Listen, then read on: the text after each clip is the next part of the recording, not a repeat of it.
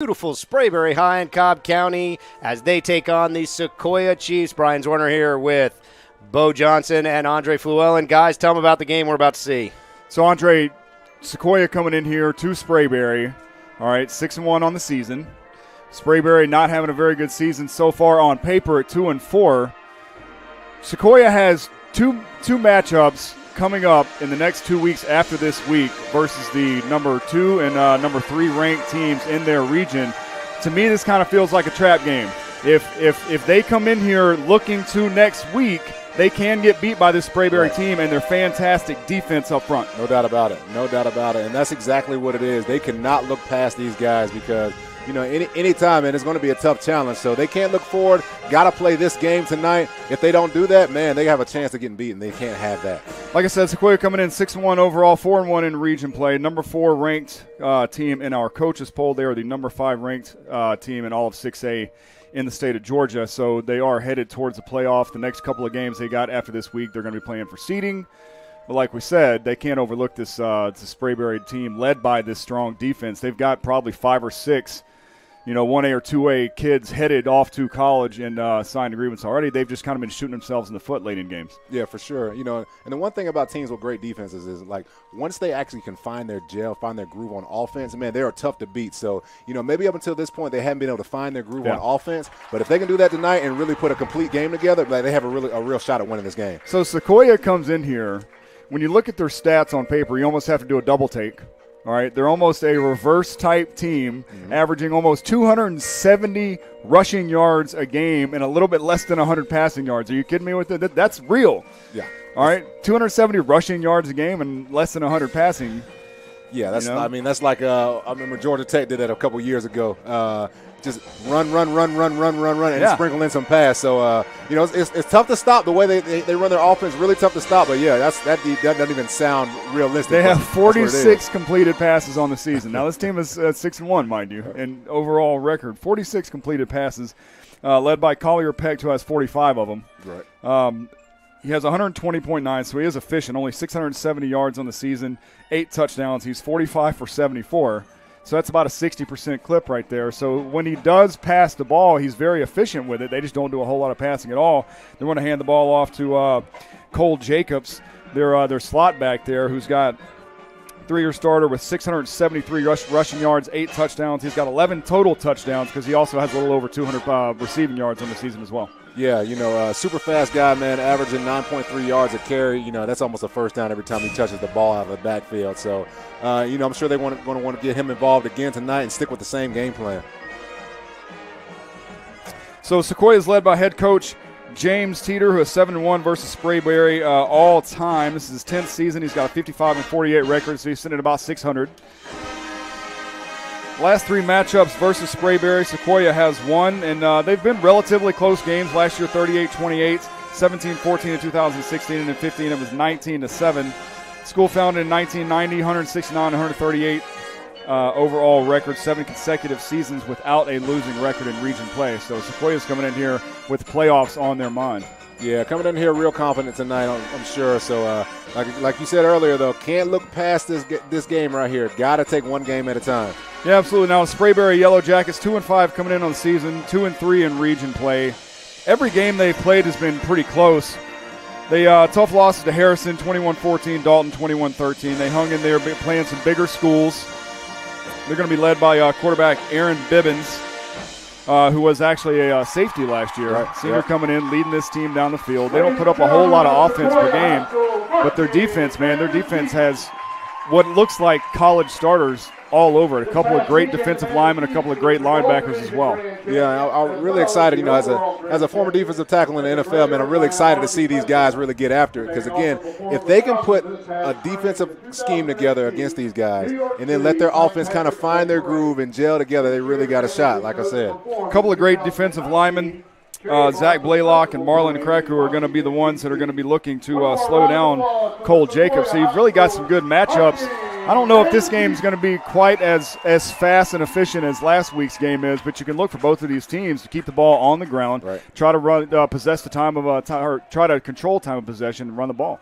Yep, exactly, and that's the game plan. So we'll see if anybody switches it. I don't think they will, but at some point in time, somebody's going to have to go in the air just because they're going to have to show something different instead of run. And if it gets something where it gets close, somebody's going to have to switch up a game plan just a little bit in order to get that extra edge. So Sequoyah is, or Sprayberry rather, is looking at a situation where they probably much have to run the table and win their last 3 games to have a chance of making the playoffs here.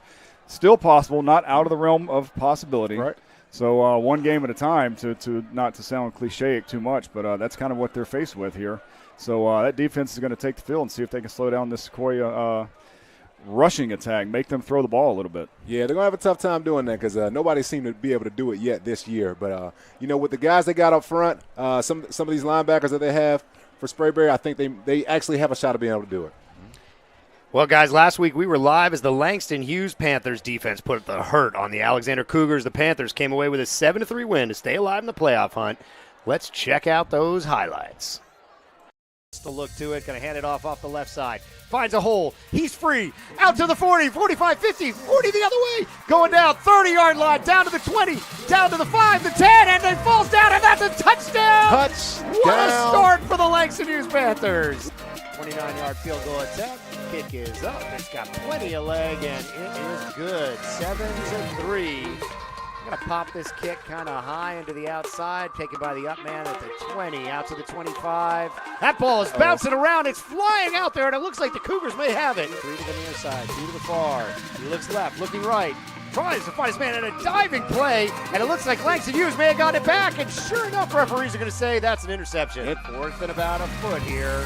Going to hand it up the middle. The Langston Hughes defense, I think he got it here from inside the 50.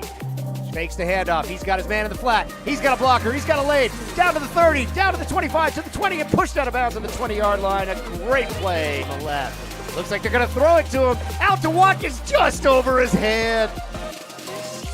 He's looking this way. Nope, he's got a man to the top. And that's caught.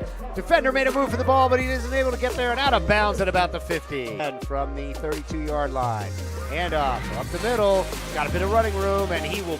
Oh, and that's a fumble. Langston Hughes picks it up at the 50, and he will get wrestled down, but that ball just popped out. Time here. Clock under 3 minutes now. Davis is going to look to throw. Sorry, White back there. White scrambling and gets a first down and more. Oh, but the ball pops out at the end.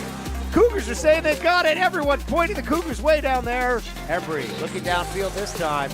He's got a lot of time. The block he's holding up. Secondary rush is there, and he is going down. Running back in motion. He's looking downfield. He's got a man open, and that one's knocked away at the last second by the corner. Handoff up the middle on 3rd and 1, and he gets it and more. White going to work. Hands it up off the middle. He breaks it off the right side, and that's a first down, and that is going to do it.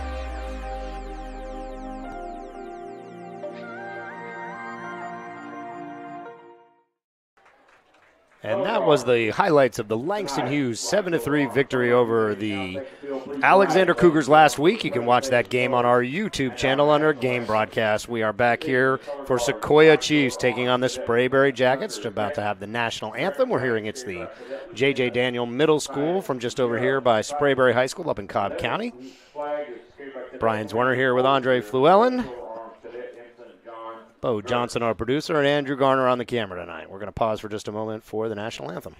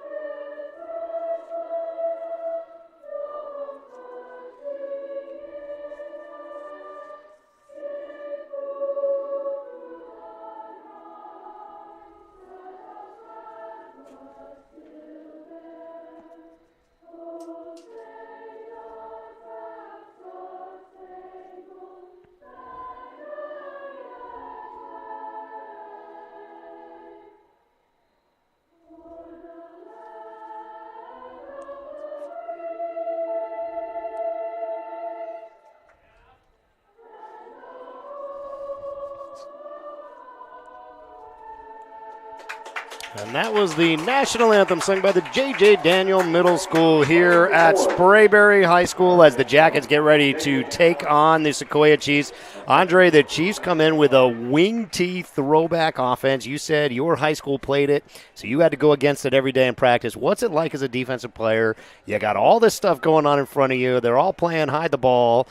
What do you got to do to stay in your lane and make things happen out there? You know, the worst thing about this offense, right, is you will swear you have made the tackle. There were so many times I swore I had the ball carrier. I knew I had him down, and then somebody else pitched the ball to the other side of the field or whatever happened. So the thing is, you have to play your position. Like, if the fullback comes in your gap, you got to tackle him no matter what, right? You have to play your position. You have to tackle your man because you never know who has the ball. So that's the tough thing about this offense is just all they do is wait for one person to get out of position, and then it's like an 80-yard run. And that's exactly what happens. They have so many these home run hits. So you see our running back has 9.3 yards per carry. It's because he has so many of these home run hits and on these long runs. And that's what the Jackets are going to be contending with all night long here as Sequoyah runs that. And they've got a quarterback in Collier Peck who can throw the ball out of this wing tee. We saw him earlier in the season.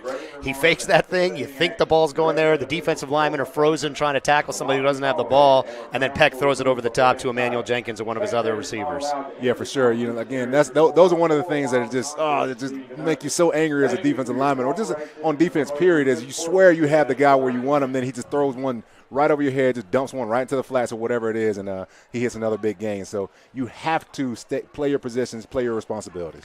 Yeah, now we've talked a little bit about, kind of your transition and people who are just tuning in, just joining us on Sportal TV Game of the Week. Andre Fluellen, 8-year NFL vet, mostly with the Detroit Lions. Played your college ball at Florida State and grew up right here in Georgia at Cartersville. Was number 2 in our coaches poll. We were talking about it earlier. They got a good chance of getting their way back to fight with Blessed Trinity for the championship. Yeah, for sure. Got to get past Blessed Trinity. That's what took them out last year.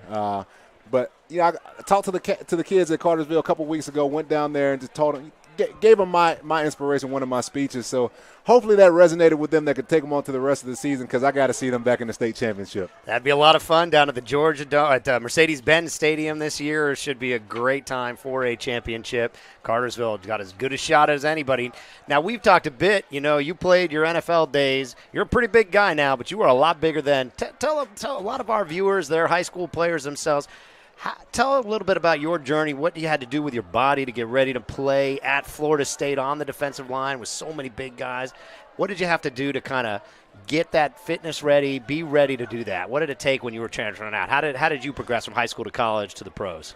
Well, the thing was, I was always a pretty big kid. So in high school, I was about 270. Okay. So it wasn't a small dude going in.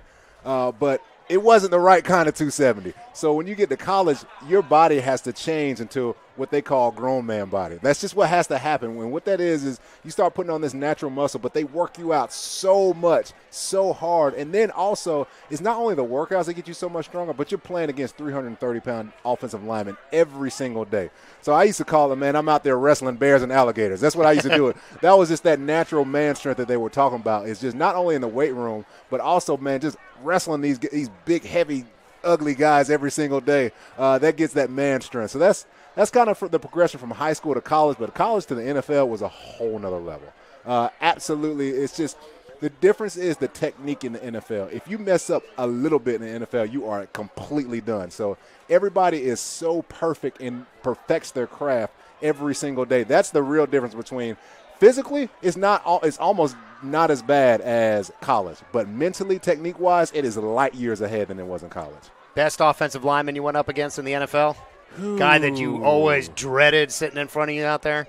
Man, I'll tell you, what's this dude's name? He used to always get the dirtiest player award. Oh, yeah, Incognito. Incognito, yeah. He used to always get – because, he was. He was a teammate of yours at one point, right? Yeah, it didn't even matter if you were a teammate or not. I mean, he was just the same way all the time. But you kind of knew what you got with him, and he's a tough player. I mean, he was a tough player. So you knew he's like, okay, he's going to cheat shot me. Yeah, that's going to happen. But he played the same game all the time, so you don't really respect his game, but you respect his game because he did the same thing over. You knew what he was going to do. And in college at FSU, you had to go up against some good linemen, I'm sure, every day in practice. Who were some of the big linemen at FSU when you were up there?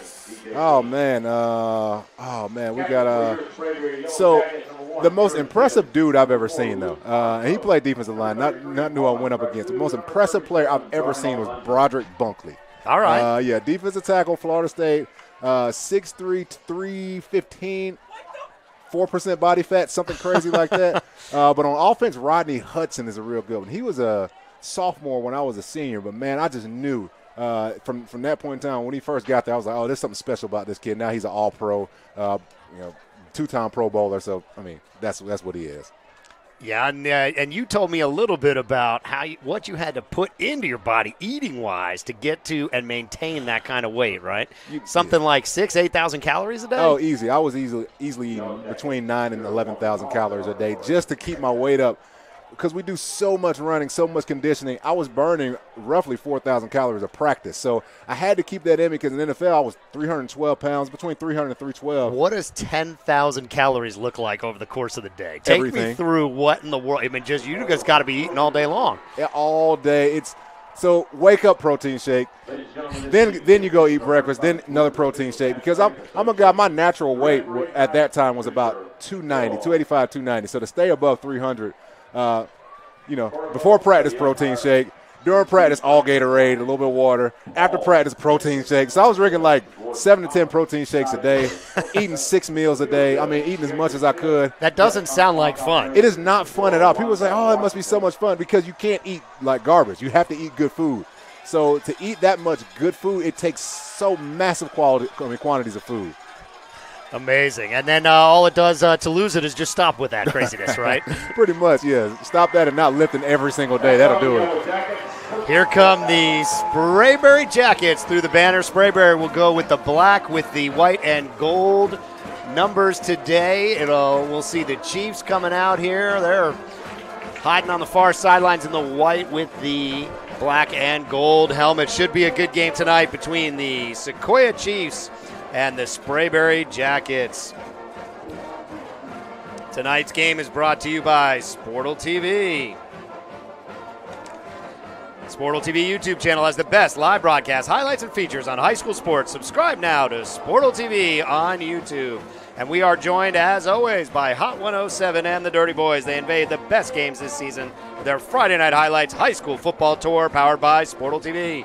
For more information on schedule, teams, and highlights, visit hotspotatl.com. And we are about to kick off. It looks like the home team Jackets are going to be kicking away here. The Chiefs in white back to receive. We will get a good look at that wing T offense from the Sequoyah Chiefs, led by Collier Peck, number 9.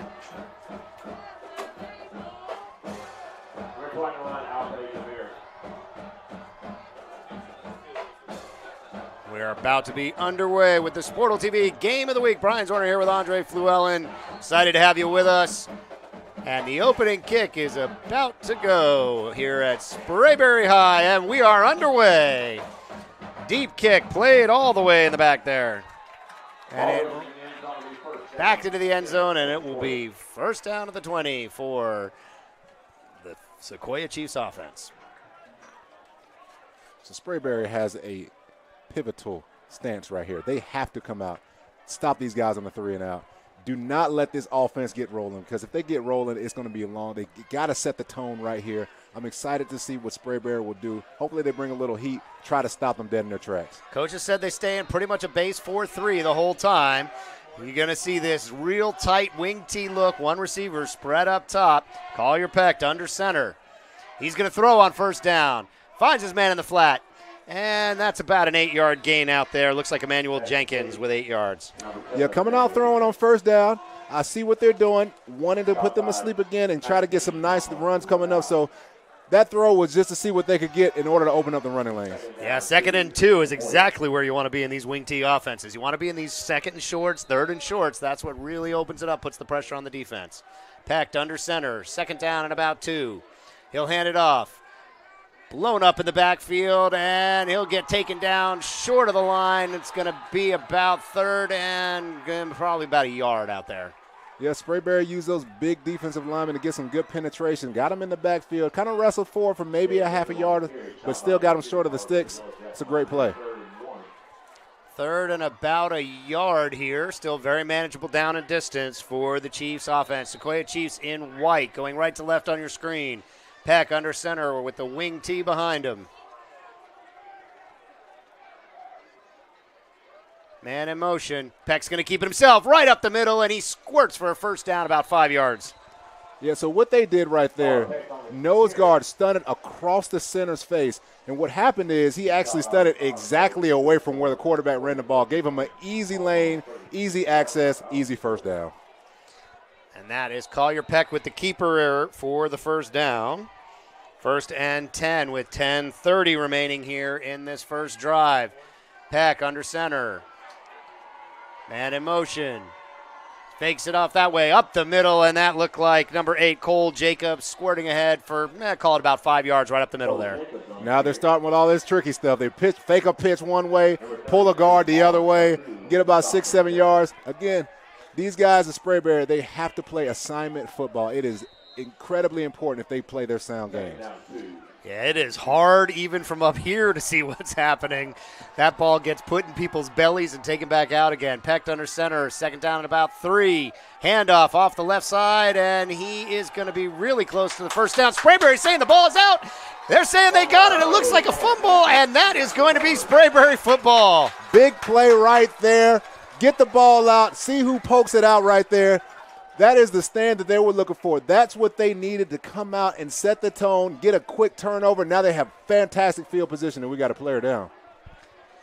Yeah, it was just a kind of run straight up the middle. Let's see if we can get a replay for you. Maybe a little bit late. Oh, no, we missed it there. We apologize. We'll get you soon. Don't you worry. We'll have replays rolling throughout. It looks like we've got a Sequoyah player down. It was kind of just their base offense. He had squirted through. It looks like he had himself a first down and lost the football at the end of that run. Yeah, it looked like somebody probably stripped it out or poked it out or whatever happened. I know Sprayberry was excited about getting that turnover because Sequoyah was starting to get a little bit of momentum together right there. Looked like number 10, that would be DJ King, who was shaken up on that play, one of the wing backs. He's up and walking off the field. He looks fine out there for the Chiefs. Sprayberry's offense will take over now. It's Aaron Bibbins at the quarterback. I met his dad in the stands. He told me look for passes out to the flat to number 10, Miles Worthy. That's been their most reliable offense. We'll look for number 37, Munden, 31, Fitch in the backfield, Bush a little bit as well. And they'll run a spread offense most of the night. 2 receivers to the top, 2 to the bottom, and a running back. Man in motion for the Jackets. Fakes the handoff. He's got a slant, and that's good for a first down. Fantastic throw right there. That is a hard throw and catch to make. One of those timing routes, an immediate slant, puts it exactly where the defender can't get the ball. Nice first down. Great throw. You know, that was actually the backup sophomore quarterback, Kyle Brown, throwing to number 1, Aaron Bibbins. We were told it would be possible we'd see both quarterbacks, and we saw it right there on the first play. Looks like Bibbins is back under center number 1 there. Nope, that's not him again. He's swinging it out to the flat, and that's a nice pick up there by the running back out of the flat. And he is still on his feet, fighting for extra yards. I love to see those big offensive linemen run down the field. Yeah, we've got a flag out there in the middle, though. Yeah, with big offensive linemen coming down the field, pushing their guy forward, maybe going to get some extra yards that he probably wasn't going to get. I love it when I see the offensive linemen really turning on and getting these guys these extra yards. Great job of the offensive line, but about to see what this flag is. Oh, personal foul call against the Jackets, and that is going to negate the first down and back them up a long way. It'll be first and, well, it looks like it was a little bit down the field, so first and about 15, maybe 18. Let's see where they spot this one here. It looks like we are seeing sophomore quarterback Kyle Brown. We were not expecting that. We thought Bibbins, number 1, would be in at quarterback, but he was out there in the receiver spot. Yeah, it looks like he's having some good throws right there. One out to the flats, that slant right across the middle. Really good throw, so I guess we'll be seeing a little bit more of him tonight than we were expecting.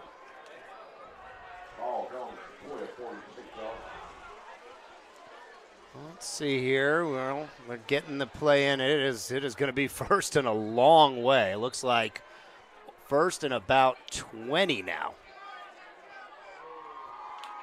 Back into the spread. 3 receivers to the near side. Throwing into the flat, and he's got his man, and he dropped that one. Almost a catch and a drop by Bibbins.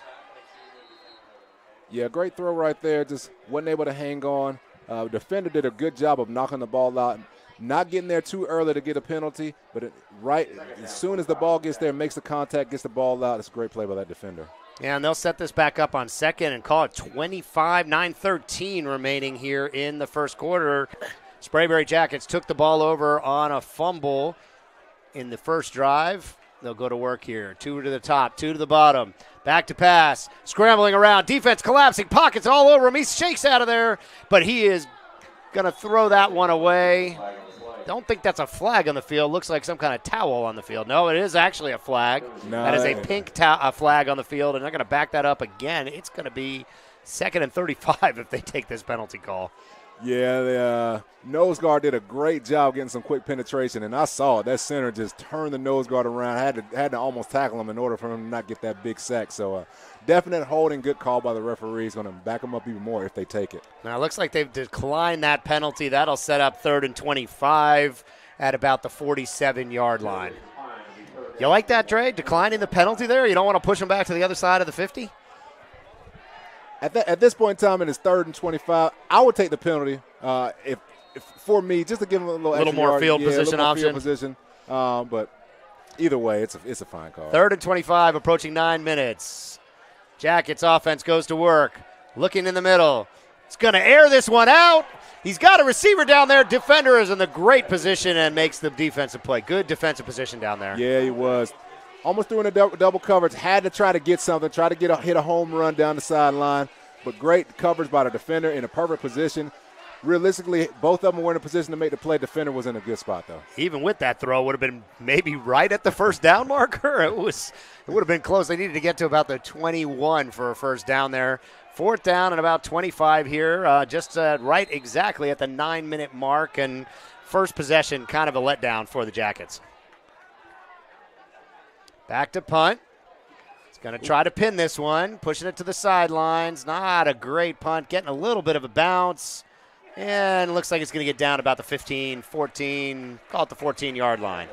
Nice favorable bounce for the Jackets there. Yeah, it definitely was. Didn't look like the greatest punt, but sometimes bad punts have good rolls, and that's exactly what happened. So they actually inside the 10 right there. Look good. Not a bad spot. We are excited to have 680 The Fan and SportsX as our sports radio partner for the football season. They broadcast a great high school football game each week. Next Friday, 7:30 p.m., their team will be live as Lanier visits Decula for a big-time matchup. You can listen live to this matchup on SportsX on your radio at 106.3 FM, 12:30 a.m. of the SportsX and 680 The Fan mobile apps. Well, second possession here for the Chiefs. Peck to go to work in this wing T, deep in his own end zone, hands off to the right side. Defense is there, but that flag came flying in, and that looks like another holding call. Yeah, got a lot of flags out here already. We have, 3 flags on the ground already. 2 holdings, looks like 1 personal foul. Starting to play a little sloppy football. Can't have this early. You don't want to kill any kind of momentum. Sequoyah not really able to get anything going yet because I know this is a type of offense that has to create the momentum, and then they can just influence their will and their opponent, so can't have these penalties. So yeah, tough to do when you get behind and down in distance in this wing T type of setup. They've only really got one receiver out there, typically Emmanuel Jenkins, number 7. And now they're going to play half the distance to the goal. Should be first and call it, I don't know, about 15 from back there at around the 5-yard line. Sequoyah will go to work. Peck will bring out this wing T from, call it the 5, maybe the 4-yard line where they're lining this thing up. You know, they come in here, Sequoyah, the on paper, the higher-ranked team. They've got a lot of good going on in their offense, but they've struggled so far here. Peck under center, motion to the right, going to run it up the middle, and maybe got a yard, maybe 2 if he's lucky. Yeah, and when you're backed up like this, you have to do things just like that. You have to try to just give yourself some breathing room. I love situations like this as an offensive person because what I do is, if I'm an offensive coach, I get the quarterback to hard count them to death. Try to make them jump offside, get 5 free yards, and live to fight another day. If you false start on offense, it doesn't really matter. You only get backed up a couple yards. No harm, no foul. We'll see what Peck does down there. He is backed up to his own end zone. It's going to be 2nd down at about 14. He's looking to his right. He's got a man out there. Finds the man in the flat, and that is DJ King, but he's only going to get a little bit past the original line of scrimmage. It's going to set up 3rd and about 8. Yeah, they were all over that one. Love how these Yellow Jackets swarmed on that, no pun intended, swarmed on that one to make that tackle. They'll gang tackled him. One guy comes and stands him up, then the whole rest of the team, it looks like, comes and takes him down. I love seeing that hustle effort football like that. You said it in the pregame. They've got to play their positions. They got to play their roles, and everybody's just got to kind of sit tight in this forward 3 zone and just do what they need to do if they're going to stop this offense. 3rd and about 8. We got about just under 8 minutes left here in this first quarter. Peck looking to the sideline for the call. Big 3rd down and 8, backed up to his own end zone. Fakes it. He's got men out there in front of him. The defense is coming, and they are blowing Peck up deep in his own end zone. Man, great play. Defensive lineman, defensive end keeps his leverage at the end, makes the quarterback not give a lane to cut up field or even square his shoulders to throw it. Big-time tackle right there, blows him up, gets him off the field.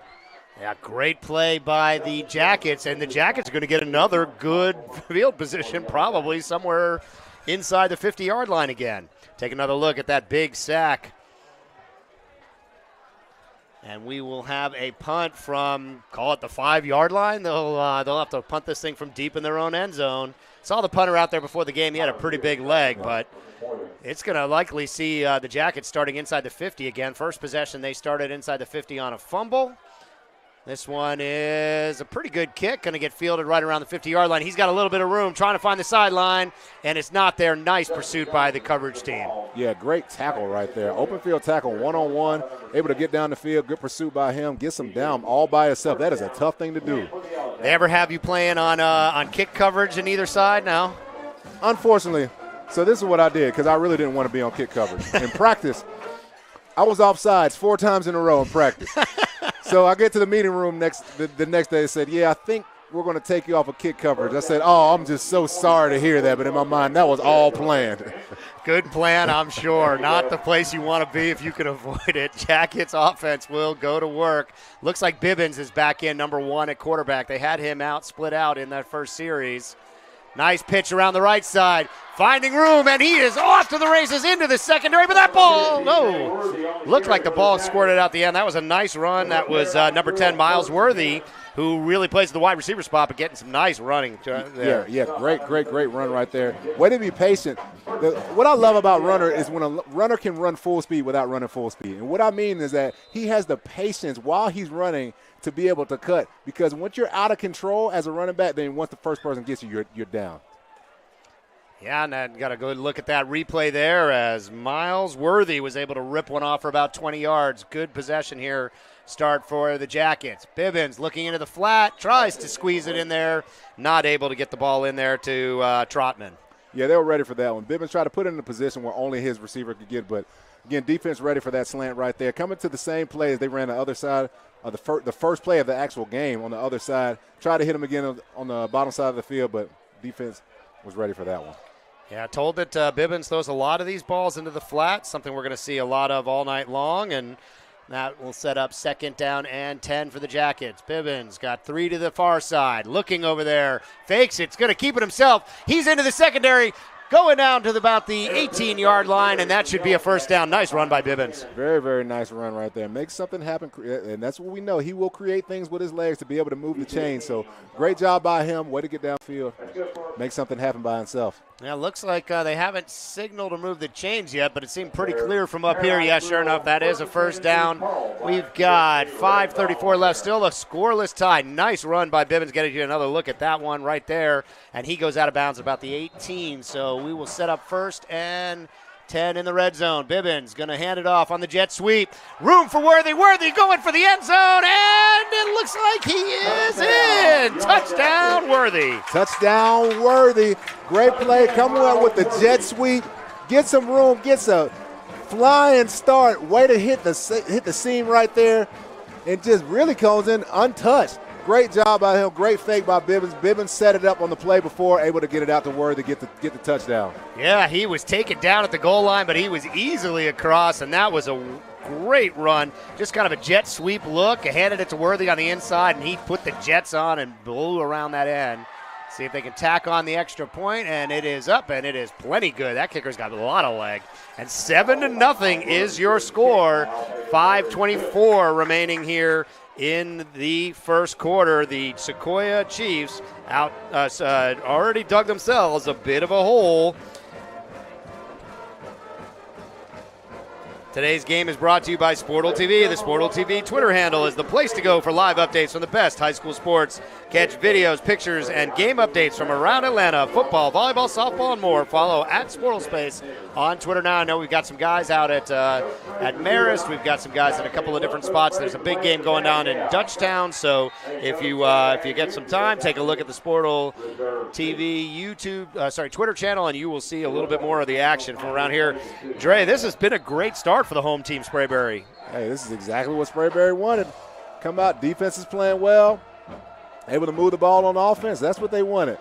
Now, Brian, we talked earlier. I got to go back to this about this kickoff and why I jumped off sides 4 times this kickoff. See, they tried to put me at this thing called the wedge buster. And what that means is you try to take one person tries to take on 3 people by herself to create room. I was not going to do that and risk my career for that. So there was a reason behind all that, not just because I was lazy. Oh, no, I knew that wasn't it. That is a nasty place to be. No one wants that role. Jackets just kind of kicking a high poocher to about the 25-yard line. That ball's bouncing around, but it looks like the Chiefs were able to jump on it. Woo, that was a dangerous one. That ball was just kind of high and in the lights. Man, those high kicks and those ones that rotate really fast. That was a great kick by him, to be honest. They rotate really fast. So what happens is when it hits your chest, you try to cup it and catch it. When it hits your chest, it goes straight down. They're very hard to control. And the ball almost came out. That was almost a big turnover again. Collier Peck's going to have to settle these guys down. They got a little bit of yardage rolling on that first possession out to about the midfield and then fumbled the ball at the 10:03 mark. Second possession was a disaster. Holding penalty backed him up. Peck will go to work here from about the 28-yard line. Hands off up the middle, and he'll score it forward for maybe 3 there.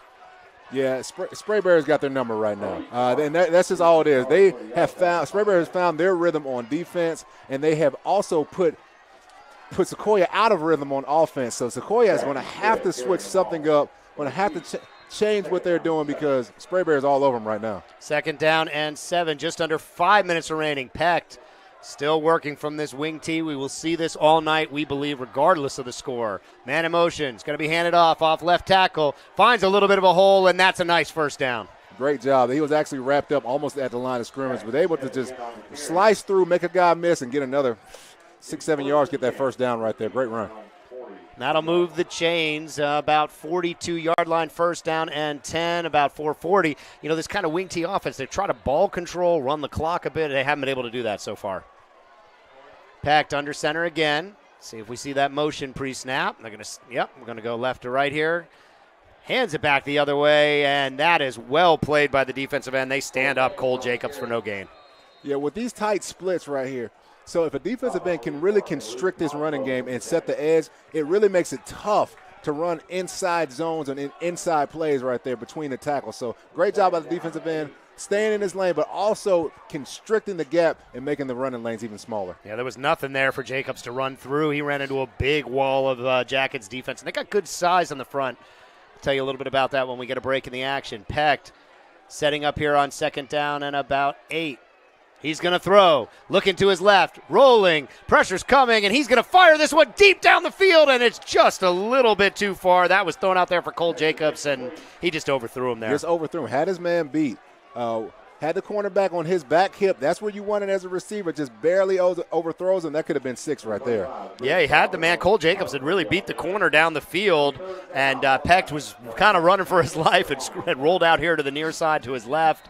Wasn't really able to set his feet, just kind of threw the ball, put some good air under it, and gave his receiver a chance to get there. But that's going to set up 3rd and 8 just on the opposite side of the 45, call it the 44-yard line.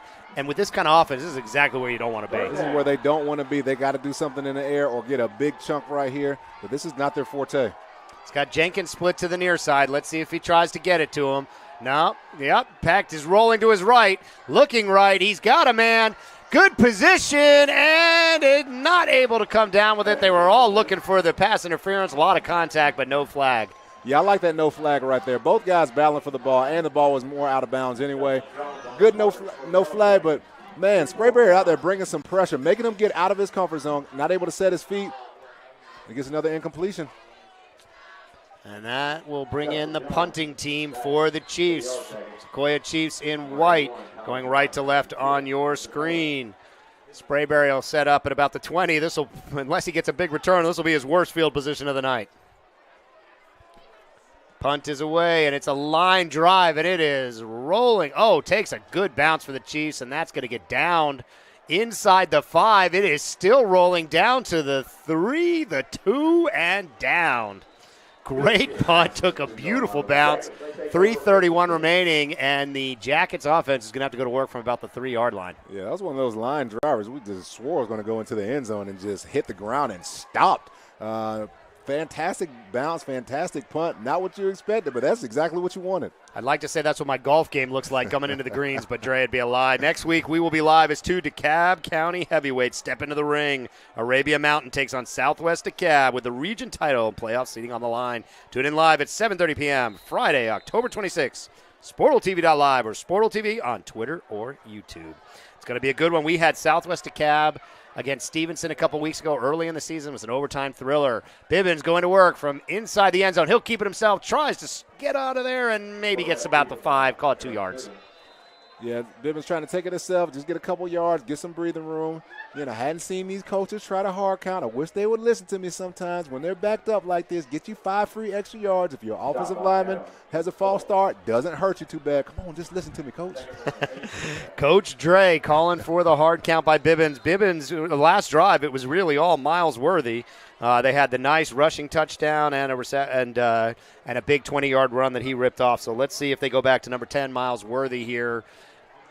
Bibbins working from the shotgun. He's got 2 receivers to the near side. Hands it off the right tackle, and maybe 2 yards. Yeah, he got dropped right there. A little freight train hit him right there and dropped him really good. So good, tough physical tackling. Tried to cut it off the right side of the field, and he meets somebody right there. That was a hard hit.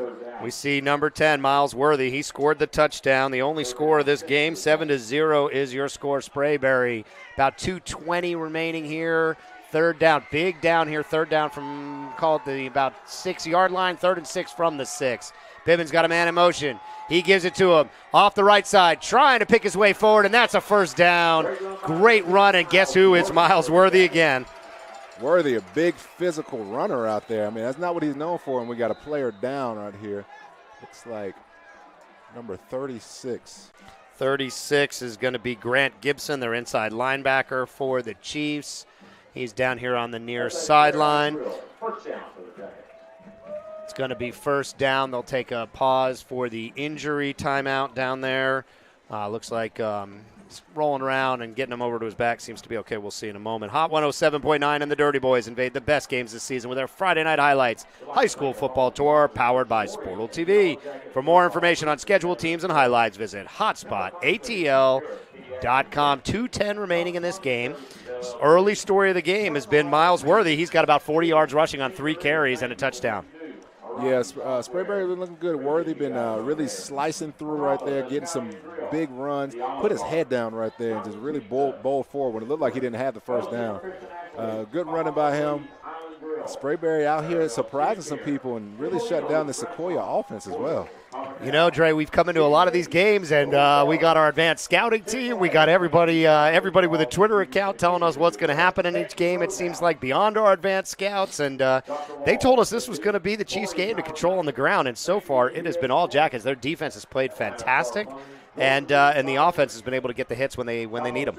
Yeah, for sure. Sequoyah doing a lot more passing this game than we've been expecting, but the running game, the interior running game, which opens everything up for them, has not been working like they wanted to. So they have to go to other things, and that is really throwing off their timing and their chemistry right now. It's going to set up 1st and about 10 from the 17-yard line. Bibbins back in at quarterback.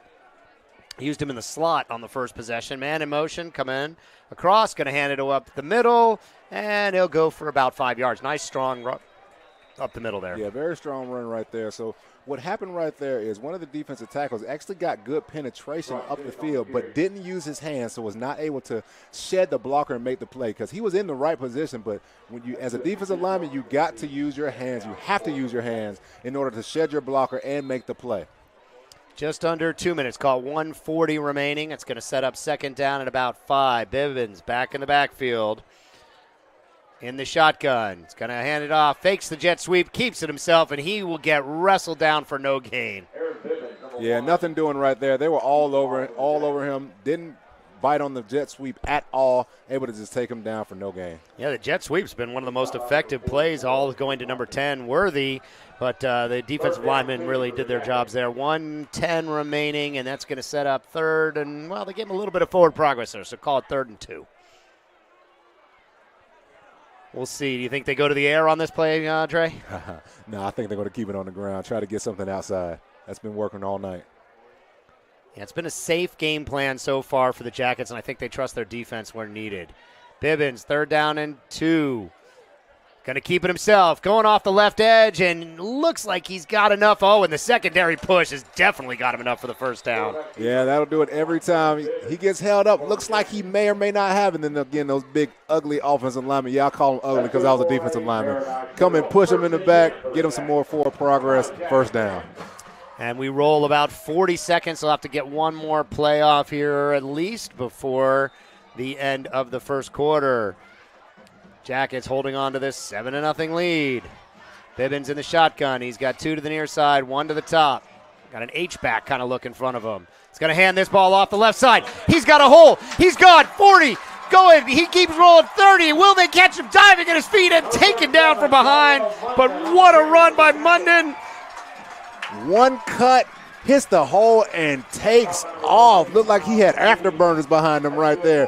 Man, awesome run, awesome blocking up front. Didn't get touched until the second level, makes a guy miss and gets all the way down the field. And again, that's what Sprayberry needs, these big home run hitters like this. What a great run that was, Munden. He just kind of took that thing off the left side and burst his way for a huge play. They will set up here. They're going to try to run one more before the clock runs out on this quarter. Hands it off again off the left side. Squirting through. He's gotten broken a little bit out of that tackle. Looks like he got nearly 8 yards on that run, it looks like. It'll set up 2nd and 2 on the other side of the quarter here. We just got, call it 7 seconds. Doesn't look like they'll be able to get another playoff.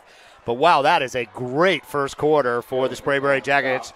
Coach Vavra's got to be real happy with the way his squad's playing. Oh, no doubt about it. And it looks like they found something that they like on the left side of that line of scrimmage right there. They've had a couple good runs on that side, so let's see if Sequoyah can make some adjustments in order to stop that. Try to see if we can get some scores. It looks like Marist Flowery Branch still 0-0 halfway through the first quarter. Dutchtown up 7-0. Looks like a score by Kevin Glenn there. You can follow all these games on the Sportal TV Twitter handle. Let's see if we can catch some more scores at some point here. Some early scores. Dutchtown Stockbridge now tied 7-7. Woodland up 14-0 over Locust Grove. Jones County Eagles Landing is tied. Union Grove down 7-14 to OLA. Luella final from Thursday night, 28-14. It's the end of the first quarter, and it's been a great game for Coach Vavra's home squad here for the Jackets. They've really executed the game plan to perfection. Yeah, they've done exactly what they wanted to do. They've relied on their defense. Defense has been playing out of control. Offense has been just running all over the field. Not exactly what we expected, but this is Georgia high school football at its best. You never know until the game starts. Absolutely. Do you want to see your favorite team on Sportal TV? Send us your best highlights via Twitter DM or tag @SportalSpace, and you might see your favorite team on Sportal TV. Dre, we'll be live next week. It's going to be a DeKalb matchup. I was starting to tell people about it before. Southwest DeKalb, we had them against Stevenson earlier in the year. Hadn't beat them since 2004. Ooh, wow. Jaguars had owned them, and they pulled out a victory in overtime. Fantastic game by their running back, Jamal Starks. I'm looking forward to seeing him. Dre, he had a play. He flipped over 2 defenders into the end zone, nearly stuck the landing, and it was one heck of a night. All right, here we go. Back to live actions. Bibbins will set up at about the 6-yard line. 2nd down and 2 off a nice first down play there. Bibbins looking to the sideline for the call. A little bit of a low snap. Hands it off, and he squirts through, and that's a touchdown. Touchdown. Find something on that left side of the line of scrimmage. That's where they've been going. That's where they have found a hole, and they are going to exploit that. Comes in untouched. Touchdown right there. Give them 6 points. Great play. Another touchdown for the Jackets. Let's see if we can cue that one up for you. That was number 36. And he was just untouched, Ray. Yeah, not at all. Didn't even break a sweat on that runs. That's what you want. Sprayberry exerting their will, doing exactly what they want to do. Josh Fitch with the touchdown at 11:53 in the second quarter, and this game has been all Jackets.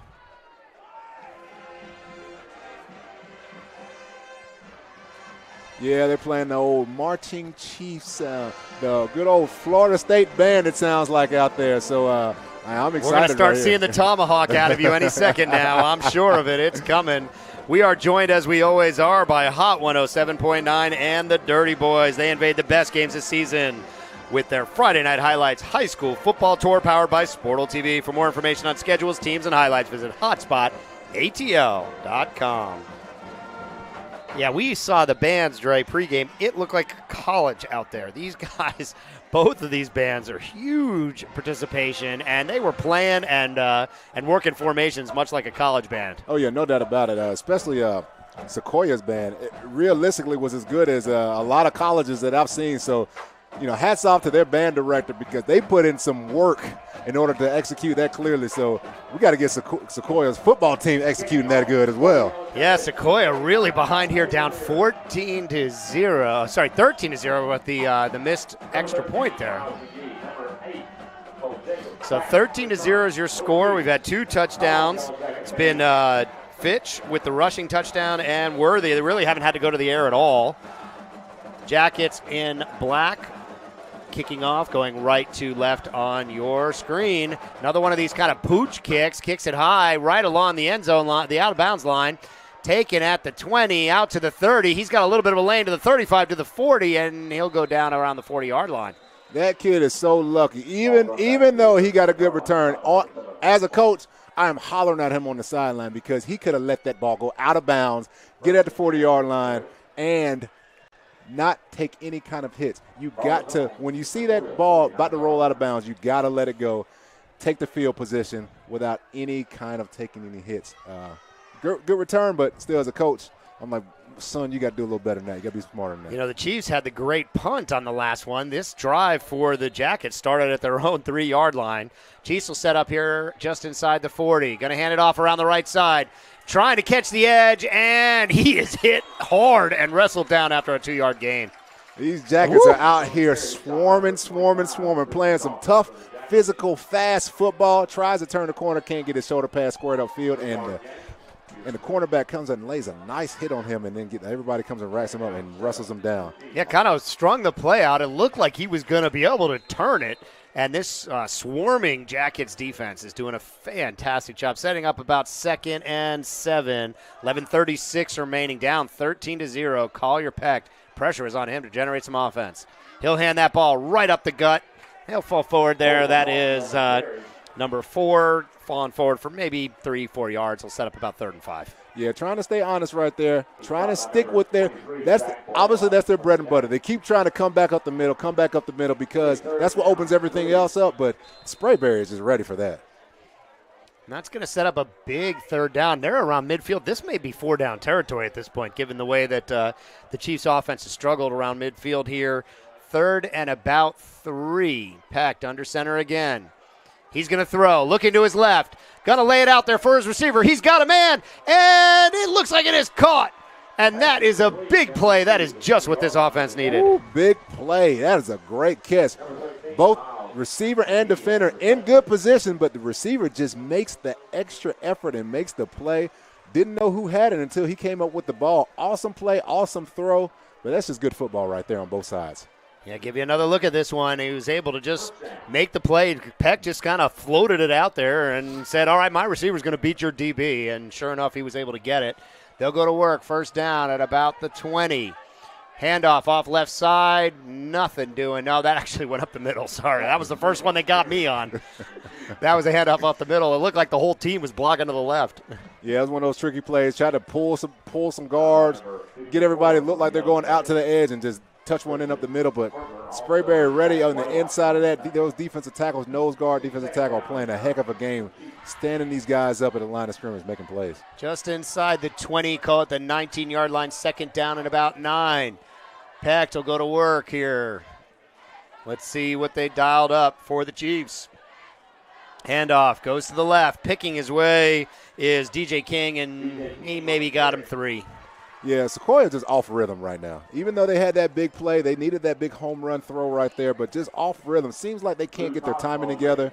Trying to get something in the middle and cut it on the outside, but Sprayberry's defense is just ready for it. They have their number right now. They have to change something up.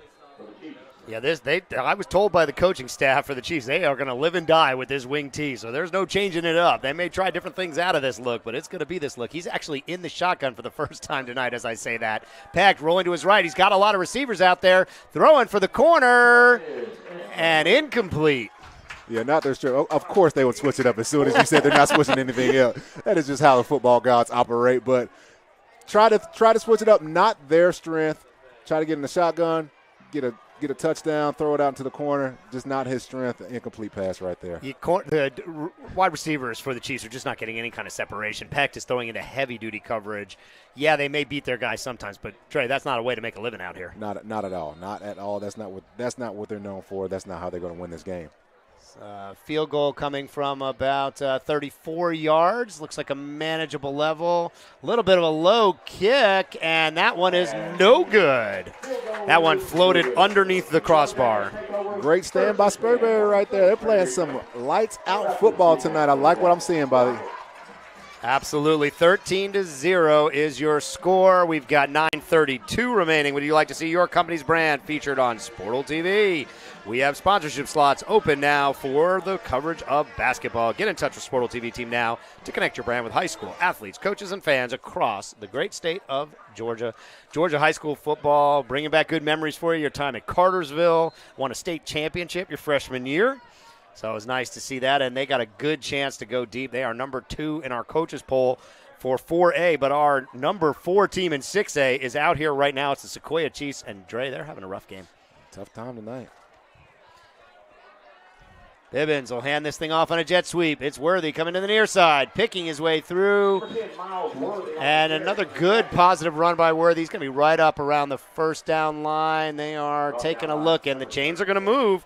Worthy's got 50 yards already and a touchdown, all on jet sweeps. It's been the same play, and it's worked every time. Yeah, Sequoiah's going to have to do something on their right side of the line of scrimmage, Sprayberry's left side, because they have found an opening right there, and they need to close that hole immediately before they get the score run up on them. Dre, I think that is where that massive tackle is. Harrison Langston, number 78, 6'7", 330. That is where they are running behind, and it has worked. Slot pass, no good. Not able to get that one. But, yeah, take a look out there at number 78 in black for the Jackets. He was bigger than you were, and you played in the NFL. Did you say 6'7", 330? 6'7", 330. Harrison Langston, hearing from some Division I schools, says our advanced scouting. And, man, is he a big mountain out there. Yeah, that is NFL-type size right there. Giant out there, especially on the high school level. I see why they're getting those chunks on that left side of the line of scrimmage. Yeah, tough assignment for the right end for the Chiefs. All right, here we go. Second down and 10. And that thing is bottled up and taken down. Tried to fake the jet sweep and go up the middle, and nothing to it. Nah, nothing right there. Sequoyah finally ready for something on defense. Like what they did, bottled them all up, got about 4 guys hitting them almost at the line of scrimmage in the backfield. It's a great play by them. Get you another quick look at that play. They just blew it out, sniffed it out, and blew it up. We've got, call it 8:44 remaining. Big third down and call them, we'll say 11 yards. Bibbins going to be in the shotgun back there. See what they can do here. Rolling to his left. Trying to look downfield. He's got a man open. Great play, and it bounces off his hands and out of bounds. Oh, he got exactly what he wanted. Just stopped on a dime, turned around. The ball was there, but wasn't able to find it. Yeah, was able to avoid some pressure. They brought a blitz off that right side of the line of scrimmage. Got in his face quick, but able to get away with it, but just not able to turn his shoulders and set his feet enough. Had to make a really difficult throw. The receiver not able to catch the ball. And that'll set up a punt here for the Jackets. 8:24 remaining, 13-0, still your score. Chiefs had a nice drive. Really, all the play all came on a 130-yard pass, and that led to a missed field goal for about 34 yards. It sailed underneath the crossbar. Punt is away. It's high, and it's not going very far. That thing's bouncing, and it's going the wrong direction. It is bounced 15 yards, 12 yards back the wrong direction. Chiefs get a big break, and they will set up at the 34-yard line. Yeah, this is their chance. This is their chance to do something and capitalize on a big-time mistake. Not a good punt at all, to say the least. Able to get fantastic field position. They got to put this thing in the end zone. They got to get 6 points right here. Yeah, today's game is brought to you by Sportal TV. The Sportal TV YouTube channel is the best live broadcast, highlights, and features on high school sports. Hit that subscribe button. Slap that subscribe button right now if you're watching on YouTube. Sportal TV on YouTube. Collier Peck brings the offense for the Chiefs out. 8:17 remaining, down 13-0. Last drive, one big play, and really nothing much else beyond that. The Jackets defense has done a fantastic job up front, and it looks like it's going to be a timeout by the Jackets. A little bit of a different look there of the Chiefs. They had a kind of heavy package out there on that wing tee. Yeah, that's actually a really good timeout. See something that you don't like, instead of just rolling with the punches and getting something, especially with this field position right there. Call a timeout, be able to reset, be ready for the next play. That's a really good call, timeout by that coach. Coach Varbra. We are excited to have 680 The Fan and SportsX as our sports radio partner for the football season. They broadcast a great high school game each week. Next Friday at 7:30 p.m., their team will be live as Lanier visits Decula. You can listen live to this big-time matchup on SportsX on your radio at 106.3 FM or 12:30 a.m. or the SportsX and 680 The Fan mobile apps. We've got 8:17 remaining here in the second quarter. And we are coming off a timeout by Coach Vavro's first of the half. And this game's really been dominated by the Jackets. They came out. They were ready for everything that the Chiefs have thrown at them. If you're the Chiefs coach over there, Coach Tedder, what are you telling these guys? Well, I tell the guys we got to get back to our fundamentals and basics. We can't change everything that we do, but at the same time, we have to change our rhythm because Sprayberry is on top of everything that we're doing. So it's not about changing your execution of what you do, but it's just changing your simple rhythm so you can find different gaps. Going with this heavy package, handing it off the left side, and he's got some running room out of bounds, and that's a first down for Cole Jacobs. Nice run by Cole Jacobs. Very, very nice run. Very good way to see something. Get in your heavy package, get some extra big bodies out there, and try to exploit something. But we got a flag on the field. Oh, no, that looks like it's going to be probably a holding call the way they're setting that one up. A legal substitution call against the Chiefs coming off a timeout. Just can't have those kind of things happen. Yeah, can't have that. That is a mental error, to say the least. Can't have that, especially coming off of a timeout. Got to get that together. Oh, it's against the Yellow Jackets. Oh, against the Jackets. Huh. Okay. Looks like they will set this one up. They're going to call it second down and about a yard. All right. Not sure. It didn't match up with the PA announcer on that one. It's going to be second down. Nope, they're going to get a signal first down now. First down at the 25-yard line. And they're set up in an I-back formation. We haven't seen this all night. Double tight ends and an I-back. Triple tight ends and an I-back. Handoff goes off that left side again. And that'll get him about a yard or two for Jacobs. Yeah, putting all those big bodies out there, seeing if they can just roll forward, get some yards, gets 5-6 yards at a time. But Sprayberry's defense able to stand their offensive lineman up, stop them for a very short gain. Good play by defense right there. Second down, 9 for the Chiefs. Second down and 9. And now they're going back. Well, kind of staying in a – it's not back to that wing T looks. Kind of got a fullback back there and the running back. Going to pitch it to the left to Jacobs. Trying this left side again. They obviously seen something they like over there. Got about 4 yards. That'll set up third and about 5 or 6. Yeah, put an offset I formation out there. Had the tight end to the right. The fullback shifted off to the left. Tried to pitch it out to the short side of the field. That's always tough to do. Try to catch him off guard, but not much going on that play either. Well, you said they had to change it up a little bit. We're definitely seeing a different look. They've gone away from that wing T. They're in a very heavy package. They got a fullback, multiple tight ends in there, very tight formations, and they're running it to that near sideline. Definitely see something they like on that left side. And now we're back to the wing tee look. Peck under center on this big third down and about 6 from the 20. He's going to keep it back. He's got tons of time rolling around trying to find somebody. Receivers not able to get open downfield. And that play just had nothing going really from the beginning. Yeah, nothing going right there. Didn't look comfortable trying. That's not his strength, rolling out and throwing to the flats like that. But we got another flag on the field. We'll see what this one is. Oh, that's going to go against the Jackets, and that's going to be, I think, a defensive holding, it looks like, and it's going to give him a first down. Let's see, waiting for the official signal down there, but it's definitely announcer in the stadium says against the Jackets.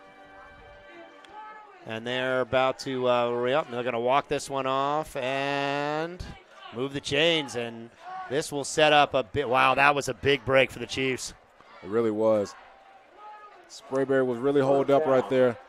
Got a break with the Chiefs, so hopefully they can capitalize and get in this end zone because they sure do need it. Oh, yeah, Peck going to work down at about the 10-yard line. They're going to call this first and goal from the 10. Don't see the sticks out there anymore, so first and goal from the 10. Peck under center, and he's going to call timeout. Timeout, Sequoyah.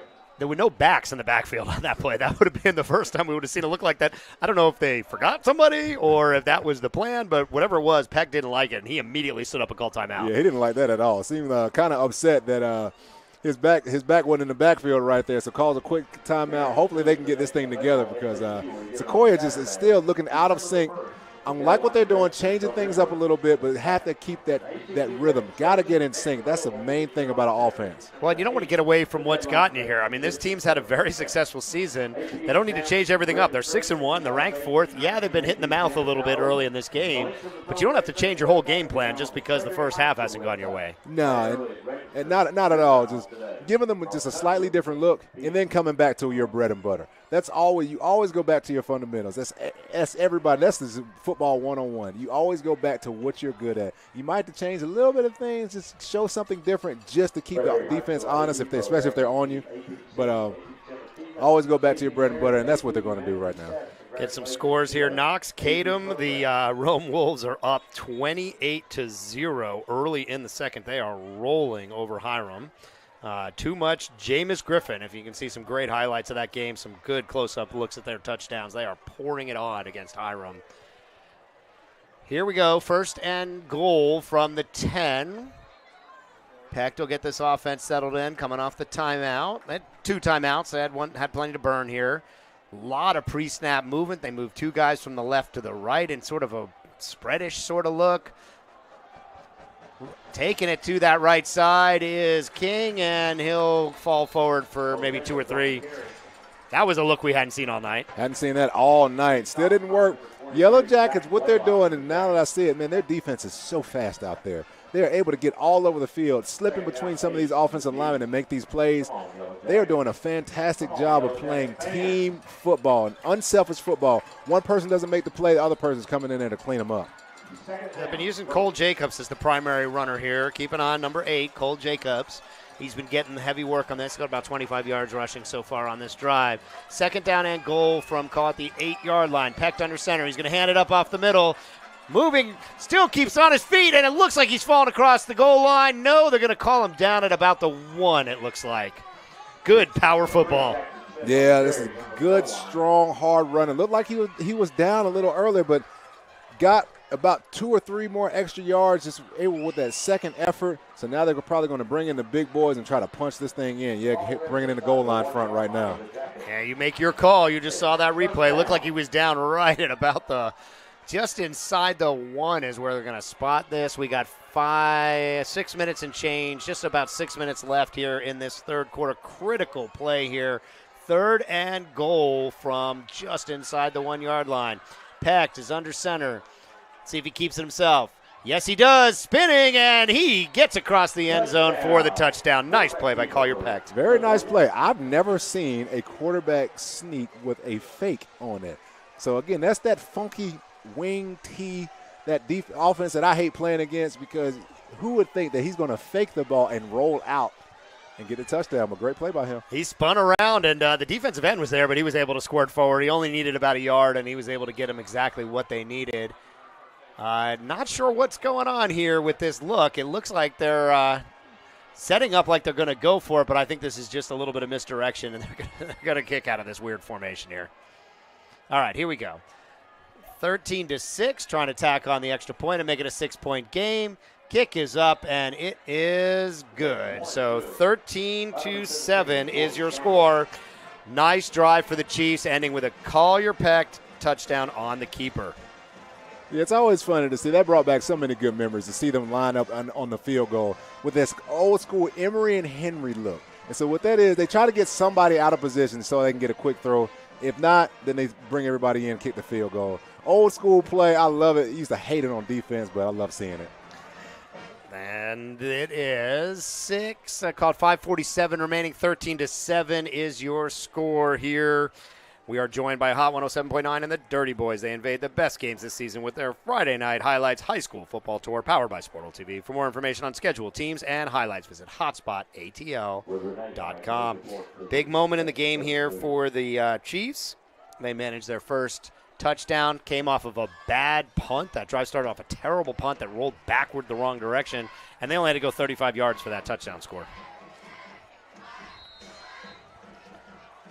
Chiefs kicking from left to right on your screen in white. Sprayberry Jackets to receive. Brian Werner here with Andre Fluel, and this thing is rolling towards the sidelines. And Dre, you told them they should let that thing roll out of bounds, and Sprayberry knew. Yeah. Finally, somebody listens to me. I've only played for 8 years in the NFL, played a long time. Finally, somebody listens to me, gets out of bounds, and they're able to get some free yardage right there. That is a mistake on a kickoff. It's going to set them up at the 35 here in Georgia high school football, but nice field position for Aaron Bibbins and the Sprayberry offense. It's really been Miles Worthy carrying the ball for him. Bibbins has made a couple of plays when he needed to, but Miles Worthy has been the star of the first half for the Jackets. He's got about 50 yards and a touchdown, all on jet sweeps. They just keep going to that same play. Keep an eye on number 10, Miles Worthy. That has been their best offense so far tonight, and it's mostly come behind the big offensive tackle, number 78, Harrison Langston. Bit of a hard count by Bibbins. First down and 10. Hands it off up the middle, and nothing doing. He'll go down right about the line of scrimmage. Yeah, he actually, if he could have made that first guy miss, he actually had something right there. But great job. Yeah. Great tackle right there, able to bring them down, but he had some room right there. There was some green space behind that diving tackle by the defensive line, and that was a critical play. Looked like number 56, Connor Johnston, I believe, on the play for the Chiefs. It looks like we're going to see a timeout.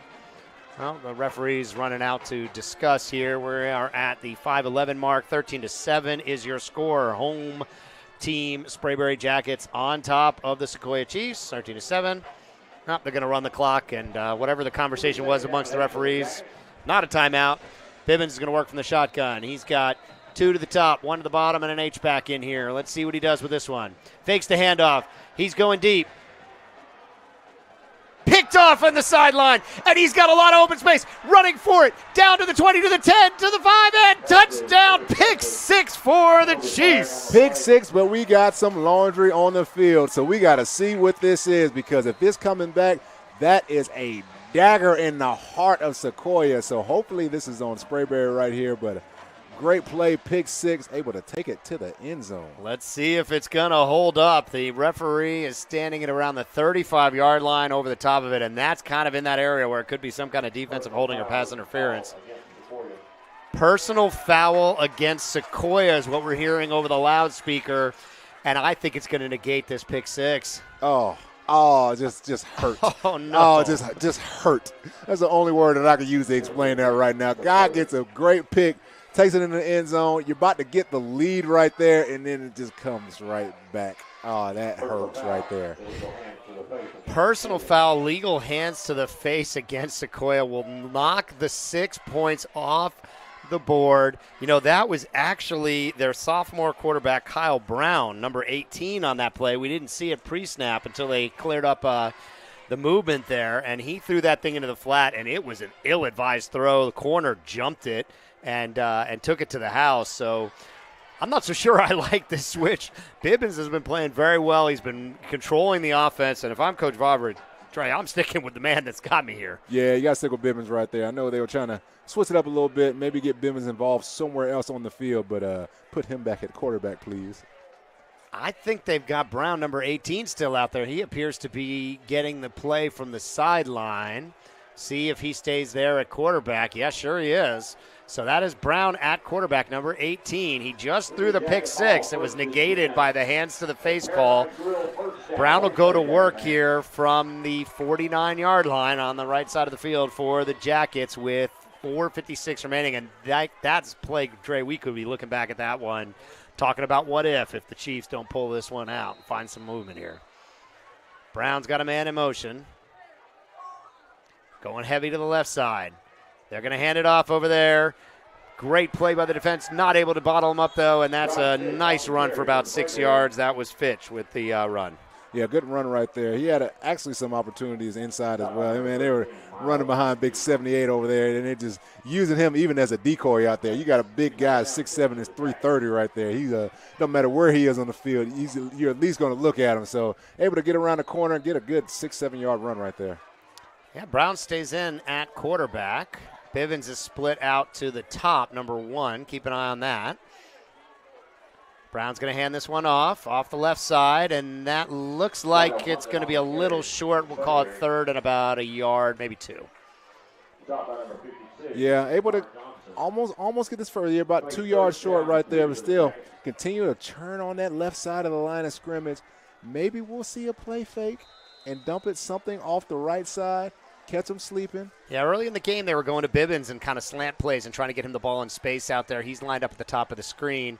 Brown with a little bit of a check with me type of look. He's going to change the play up. Third down at about 2 from the 41-yard line. Brown looks over to Bivens on that top side. Let's see if he's going there. Nope, they're just going to hand it off to the left side, and that's a nice, strong run for a first down. Very nice run. Power football right there, just downhill. See if you can stop me. It doesn't look like you can, so I'm going to keep doing what I'm doing. And that is, I think, all 3 runs on that last set of downs all went behind their big left tackle, Harrison Langston, who's played a heck of a game tonight.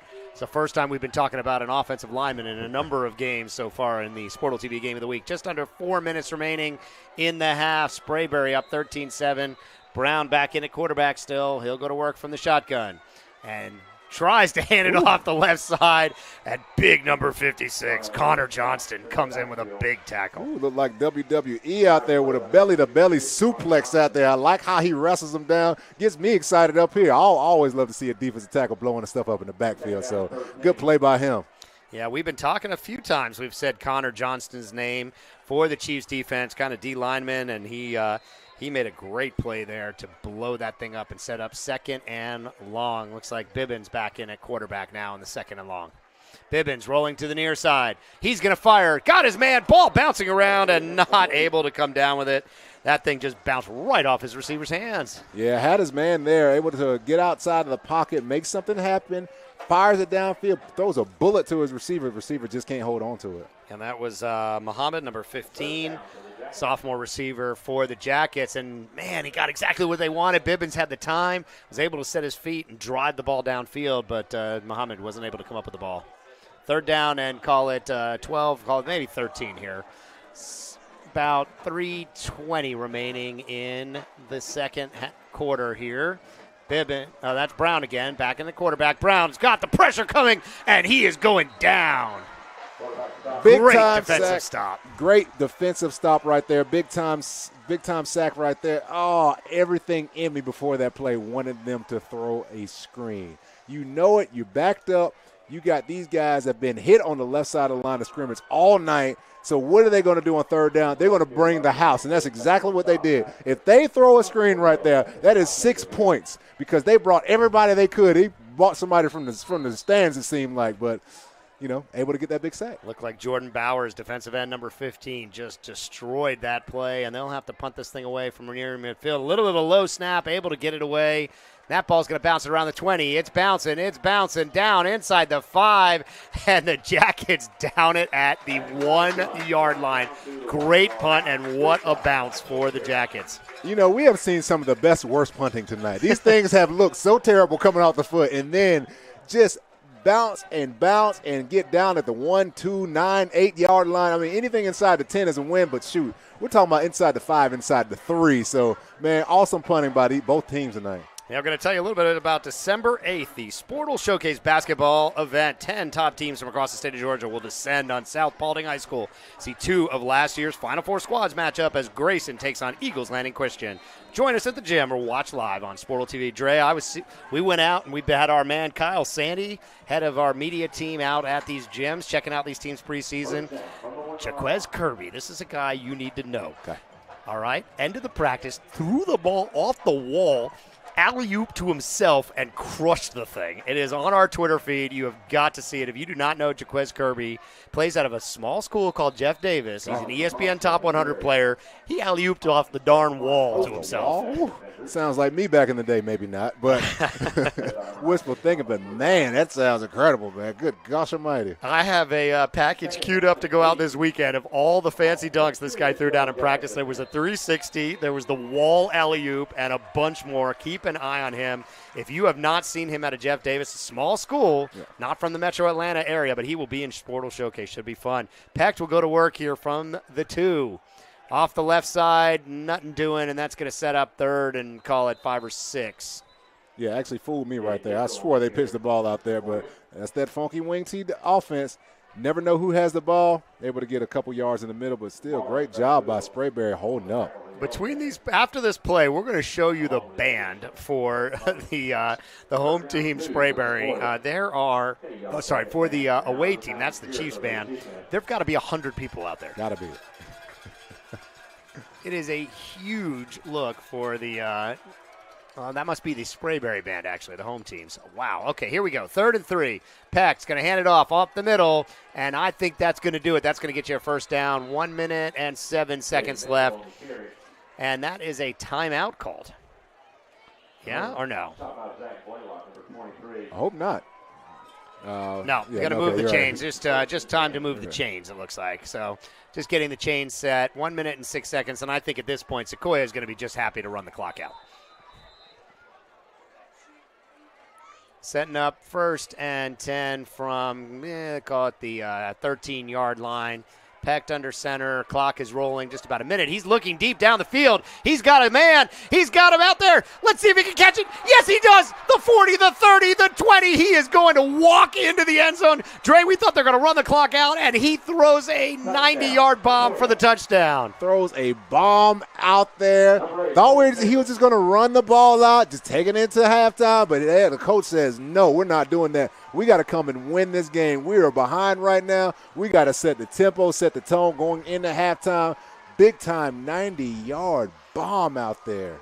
Look at him go. He had the defense completely beat. Collier Peck just sort of lofted it out there, put good air under it, and man, oh man, that has flipped the script for the Chiefs. They have a chance here with this extra point to take the lead going into halftime, and what a momentum change here in the last few minutes. That drive started at the 1-yard line. And the extra point is good, and your score is 14-13, Chiefs on top. Dre, wow. I mean, the Jackets did everything right through 1.5 quarters, and now they're staring at a 1-point halftime deficit. Yeah, going into halftime again, you don't want that to bleed over into the first series of the next half. You got to say, all right, they got us on that one. You got to let that one go. You can't let it change what you've been doing because you've been playing fantastic football up until that one play. Not even up to that one play is what they got hit with. So don't change what you're doing. It happens in football. Stay relaxed, stay composed. But, man, 99-yard drive off of 2 plays, or 3 plays. 87-yard touchdown pass. That was from the 13-yard line. Collier Peck finds his man streaking down the sideline, and we have 43 seconds remaining. Take a quick look for some scores. Dutchtown up 14-7. You can follow that game live updates on Sportal TV's Twitter. Jones County up 21-0 on Eagles Landing County. Locust Grove and Woodland tied at 21. Salem Conyers up 14-0 over Woodward. He's going to take it out from the 1-yard line, out to the 15, out to the 20, and he's wrestled down, and we've got 38 seconds left. Jackets going to go for the big play here, Trey? Why not? Got 38 seconds left. Only giving up one big play this entire night. Why not? you can trust your defense. Defense has been playing really, really good up until one play. Why not? Let's go for it. Got timeouts. Let's do it. Let's see which quarterback comes out. They have been, Coach Vavra's been rotating the quarterbacks, number 1, Aaron Bibbins, and number 8, Brown. See who comes out under center for the Jackets. Looks like it's going to be Bibbins, number 1 back there. Their most effective play by far have been these jet sweeps to Miles Worthy. I wouldn't mind seeing him take a run at one of those here, too. And they're just going to down it. They're going to let this clock run and go into halftime, 14-13. Let's see.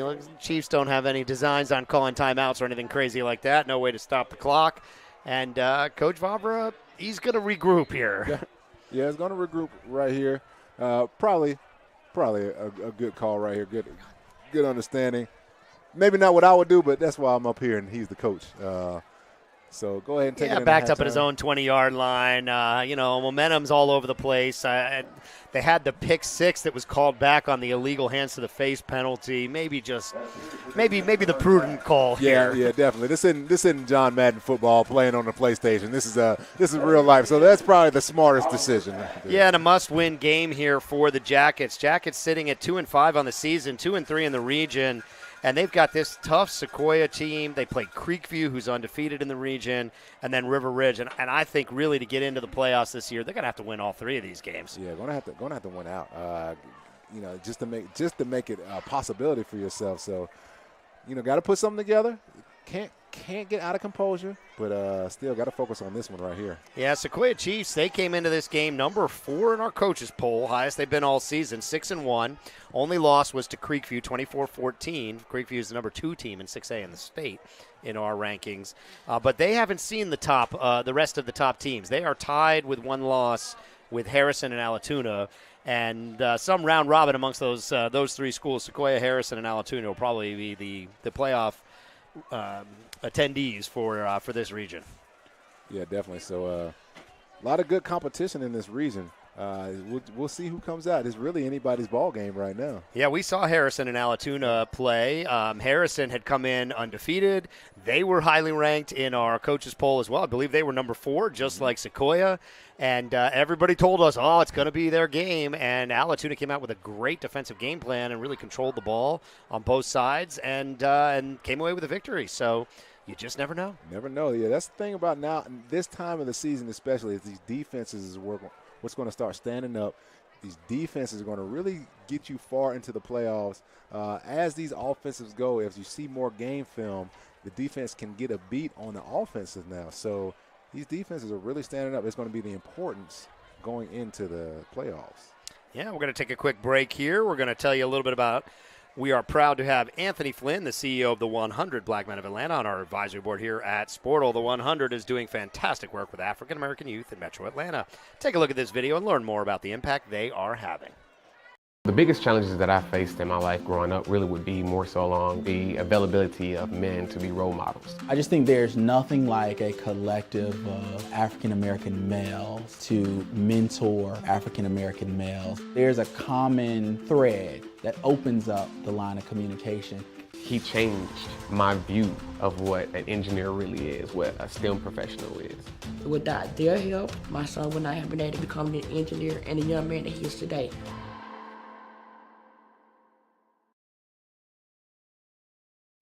The 100 plays a really important part in building character. Beyond the social emotional needs of our students, they connect with the even greater need to be cared for. My first day of school, that was lined up. I made mentors, new friends.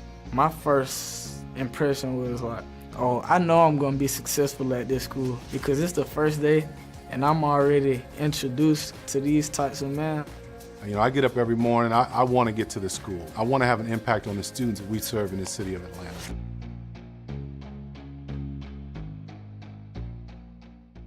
That was a look at the 100 Black Men of Atlanta doing great work with African-American youth. And Dre, we got a fun one this next week. The 100 is arranged to have a group of students from Best Academy and one of the girls' schools in the area, and they're going to be flying up to Annapolis and spending the day with a STEM program at the Naval Academy.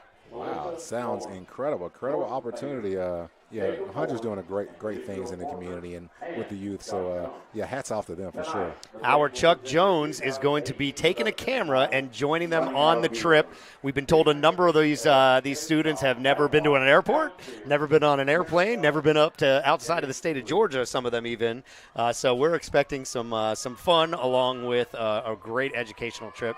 Naval Academy really focused on trying to get people of color into their applicant pool and have paid for everything in this trip, the flights, the hotels, and they're going to spend an entire day with their engineering team working with about 40 students, boys and girls from Metro Atlanta. Great thing that they're doing there.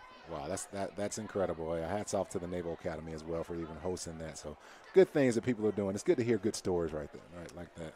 Look for some video from that in the coming weeks once our man Chuck Jones gets back and we get our video editors to show you about that great experience being offered to Atlanta Public Schools here. We have had a great first half of football. Brian Zwerner here with Andre Fluellen, Bo Johnson joining us in the booth here for the halftime. Bo, what you see out there? I'll tell you what, Harrison Langston is a grown man out there playing football with a bunch of boys. Sprayberry came out and did exactly what we thought they were going to do. They ran the ball behind this kid the entire first half, got up 13-0, and they kind of took advantage of the Sequoyah kind of one-dimensional offense for about 1.5 quarters, and then Sequoyah is able to move the ball down the field. That with about a minute left in the second quarter there, they played a little okey-doke. They ran the ball 2 straight times, got a first down, then launched one down the field, kind of caught Sprayberry off guard, and there you go. Now they're up 14-13 with the momentum headed into the half.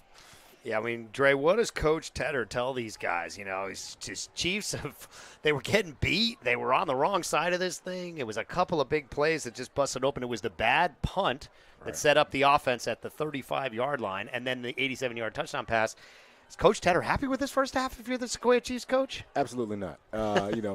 You're glad that you come out with the lead, but you know your team is much better than what they're putting out on the field right now. So what they got to do is they have to get back to their fundamentals, right? They have to get that rhythm. I keep talking about that rhythm. It is so important for a wing T offense to have the correct rhythm so they can get in sync and so they can hit some of these plays and keep it rolling like that.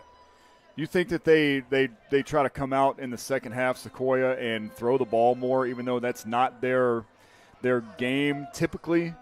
You know, I think they'll sprinkle in a little more throw, especially, you know, just hitting one like that at the very end of the first half. And having a little bit of success in the air, but I think they do a little bit more of it, but I think they still come back to their bread and butter, their running game. Well, you know that play at the end of the half is going to open up the field, if not, you know, for the third quarter, or at least their first possession, because that's going to be on the mind of Sprayberry right there. They're going to have to pay attention deep down the field and at least put a safety back there for a little bit of help. They're not going to be able to just load the box up in the second half. Collier Peck took about 4 shots down the field, one-on-one situations, kind of put some air under it. He connected on one. That's not bad. Not bad at all, yeah. So he trusts his receivers, if anything else, and he's able to kind of float them out there. So I say they keep sprinkling those passes in there, but try to get back to churning this thing on the ground. They got a lead right now, and then keep this lead. That's the most important thing. Just keep your lead. We're giving you a quick look here at the Sprayberry band. This is a huge band. There have got to be 75, maybe 100 people involved out here. It is an unbelievable look for the Sprayberry High band out here. So sorry we can't give you the audio on it. We don't want to have any copyright infringements on some of the music they might be using. Got the superhero theme going on out here. Yeah, looking good.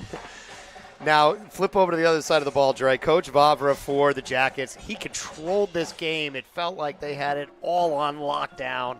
What does he say to these guys at halftime to get them on track again? You know, he just says, hey, guys, they got us. And that's all you can say is they got us. That's what happens in football. We've been beating them. We've been consistently exerting our will on them the entire first half. Don't change anything. Let's stick with our physical brand of football. Let's get a lead, and let's keep the lead. Now we know that they're going to try things over our head. Hey, they just got us. That's all it is. So Sprayberry goes up 13 points in the first quarter. Not much, luck running the ball in the second. Do you think that's a situation where their defense kind of started to wear down a little bit? Yeah, could be. Defense starting to wear down just a tad bit. We weren't seeing a lot of those big plays in the backfield, things like that. So could be some of that. So hopefully they can get some of the juice back coming out after the halftime. Yeah, Sprayberry's had these situations where they look like they dominated the game. They've got a lot of talent on both sides of the ball. They've got a lot of size on both sides of the ball, and they just haven't been able to finish against good teams. They let these good teams hang around, and that's been their MO this season in tight losses to both Harrison and Dalton. Yeah, with teams like this, you just can't. You have to keep your foot on the throttle. That's one thing. You can't let them have an inch because they'll take a mile. Yep. So hopefully they can come back, continue to do what they were doing in the first half, and get a lead back. Andre, you played 8 years in the NFL. You played at Florida State. We talked about it before. Who are some of the bigger halftime motivators you've played with or for as coaches? Coaches, players, guys that really could turn a locker room and get things right. Yeah, definitely as a coach, I would say Jim Schwartz. Man, he would get in your face, young dude at the time he was, but he would just get all up in your grill. Didn't care who you were, didn't care if you were a superstar, didn't care if you're the third string, whoever. Didn't care if you're the kicker. He would get in your face and he would challenge you. Wouldn't say the nicest things all the time, but he would say what you needed to hear. As a player, again, I always say Kyle Vanden Bosch, man, just – I tell you, I said it last time, he wears these red, crazy-looking contact lenses. Looks like Satan himself out there. Got this goatee, bald head, man. He just looks crazy out there. Nice. But, gets in your face. We used to call him Wild Man anyway. So Wild Man will come up and, jack you up and get you ready to play football, though. What's an NFL locker room look like at halftime? People are just kind of hanging around. Is there a lot of looking at the film? What are people huddled up with position groups? Tell the viewers out there, what does that look like in an NFL halftime? Yeah, so halftime definitely is the first 5 minutes. The coaches they have already been in the back going over the second half game plan. So the players are all trying to recuperate. We always eat oranges for whatever. Every team eats oranges. Orange slices we give to the 5-year-olds at the soccer field. Yeah, it's exactly. So we always eat oranges. You have your some people eat candy bars, as crazy as it sounds, but it actually helps out. Yeah, so Hershey bars, things like that. A little bit of sugar to run through. Yeah, try to recuperate. Take your branched chain amino acids, and some guys got on their headphones because they're trying to just get everything toned back in. Other guys are walking around, doing push-ups, just trying to stay loose. And then the coach comes back. We get on the game board and we go over the second half game plan. So that's kind of how it goes. Not much talk because everybody's just trying to decipher what's going to happen this next half. Because as we see, man, anything can happen at any place, so you always have to be ready. Yeah, and I think, as you look forward to this second half here, don't expect much in terms of changes. I mean, we heard it in the pregame when we talked to some of the coaches for the Chiefs. They kind of have their offense, and they run it, and they're going to keep running it, and they'll take their shots down the field, but it'll probably be much more of the same. Yeah, pretty much. I mean, they come in with a great record. They haven't had to change anything thus far. Now they have a lead, the Chiefs do, so they're going to go back to what their strong suit is, and they're going to make Sprayberry make them change.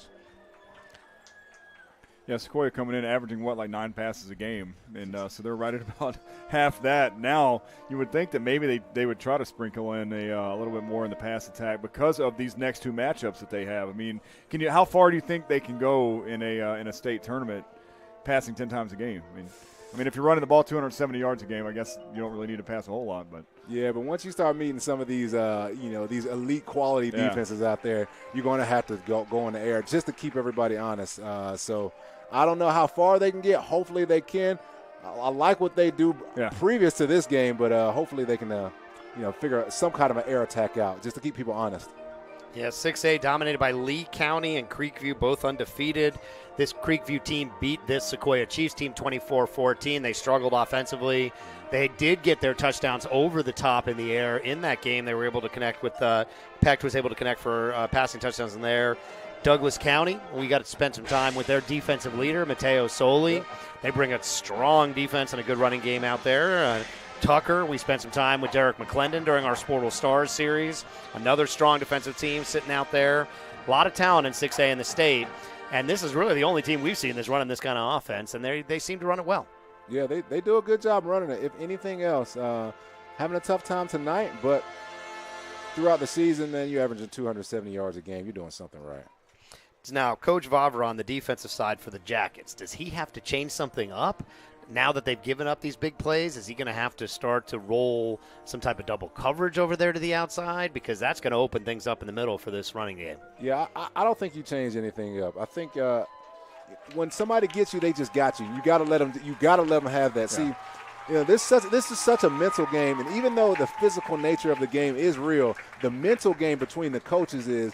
Can I get a coach to make him do something that he doesn't really like to do? And that's the thing about this mental side of this game is, so as Coach Barber, I say defense, let's play the same defense we've been playing.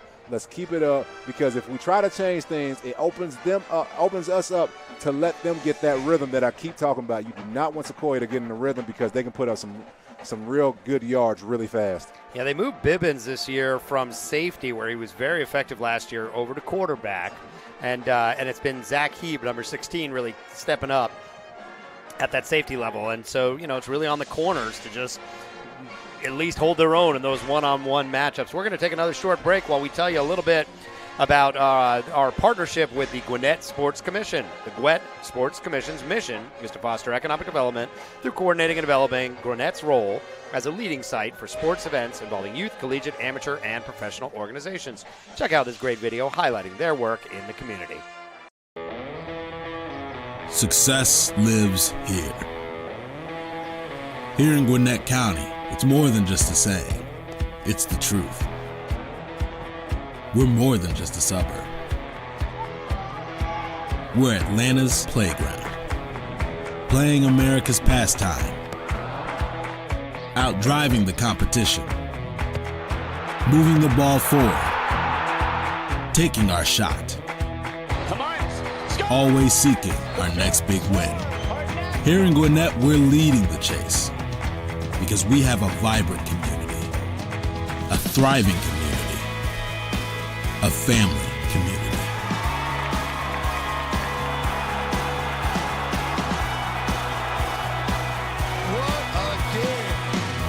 Welcome to Gwinnett. Get in the game.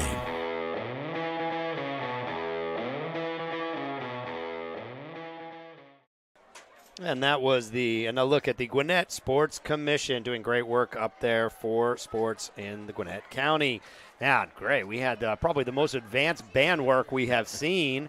The Sprayberry Band going nearly 100 strong. They got multiple media out there. You can see these huge picture boards they were using. At first it was superheroes, and now it's these family scenes.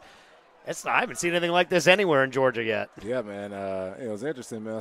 It's one of these superhero banners. I thought I saw you out there. Were you in one of the Avenger movies, man? I've been trying. You got a cape on under here, man? What's going on? Filmed in Atlanta. I try to get on it every time. We'll take a little bit of look here at scores from around. Looks like Pickens up over Ridgeland, 24-14 at the half. Salem Conyers up 14-0 at the half over Woodward. We are up at the Buford game, and Dre, that one's gotten out of control. The Rome Wolves up 49-0 at the half. So that one is where it is. Let's see here. Looks like Marist up 10-0. A little bit left in their half. Dutchtown up 14-7. You can see highlights of those games on the Sportle TV at Sportle Space on Twitter. We are live at all those games around the state here tonight. Cedar Grove, haven't seen a score, but I got a Robert Jones touchdown against Pace. They must be approaching the halftime. Woodland and Locust Grove still 21-all. Trying to find you some more scores from around the state here. Let's see what else we got out there. Looks like Westminster up 18-0 on Redan. So stretch run here in the last few weeks of the season. You look to the 7A division, and it's Colquitt County has been holding on to that top spot for quite a long time, undefeated. Walton up against Roswell right now. They're also undefeated. Those are the two big Class 7A undefeated teams. Lee County and Creekview at the top of our coaches poll in 6A. You look down to 5A. Looks like Rome, who will easily hold on to the first spot, up 49-0. Buford trailing them. They've already had a loss this season, so Rome really dominating in there. In 5A, 4A, it's been Blessed Trinity and your alma mater, Cartersville. So we'll have to see, keeping a close eye on Cartersville. I know you spent a little bit of time with those guys a couple weeks ago. They got to be excited about where the season's been going so far. No doubt about it. Yeah, they are looking good so far. Hopefully they can make it all the way. They competing with Blessed Trinity, who took them out last year, so we got to get them back. Blessed Trinity's J.D. Bertrand. We got to spend some time with him. Let's tell everybody a little bit about Sportle Stars. It was yourself and Rennie Curran. Rennie played for the Tennessee Titans a little bit and had a great career at University of Georgia. And you two guys, NFL guys, played big-time college football, sat down with 4 high school stars. It was J.D. Bertrand from Blessed Trinity, Derek McClendon from Tucker, who's going to your alma mater, FSU. We also had Rashad Cheney from that Cedar Grove team. He's going to Alabama. And then we had Mateo Soli from Douglas County, who's going to his father's alma mater, Arkansas. What was it like to spend some time with these guys? You know, it was just fantastic seeing these guys just as young men. You know, beyond being football players, and they're all awesome football players in their own right, but they were just fantastic men. It just made me so happy, just the leaders in our country in the future. I mean, we had Mateo out there.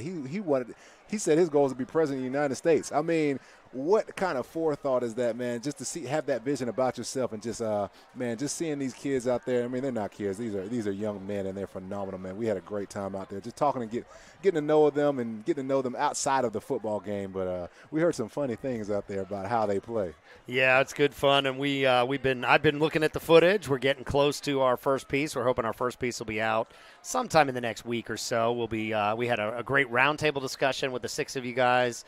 2 NFL players and 4 high school stars, really mentoring tomorrow's stars of the next generation, and got a chance to share some fun stories and some words of advice, I think, to those guys. I got to give these guys a little bit of advice. I tell you, my favorite part, and I've seen it over and over again, was the story you told. We can give a little bit of a preview of it, of your craziest fan experience when you took your Florida State Seminoles, went in to play the Gators down in the swamp, huh? Yeah, unfortunately, I hate telling that story because it's just so awful. But first of all, it's the Gators, and I hate the Gators. I mean, I just hate the Gators. It's the Florida Gators, the rival, so – you know, you go down in the swamp, and I'll tell a little bit of the story. You go down in the swamp, and you know it's just the worst place to play, period, in college football. Well, the worst thing you can do is when a fan screams your name, never turn around. And I didn't know that at that point in time. I was a youngster, young player. I think I was a redshirt sophomore maybe.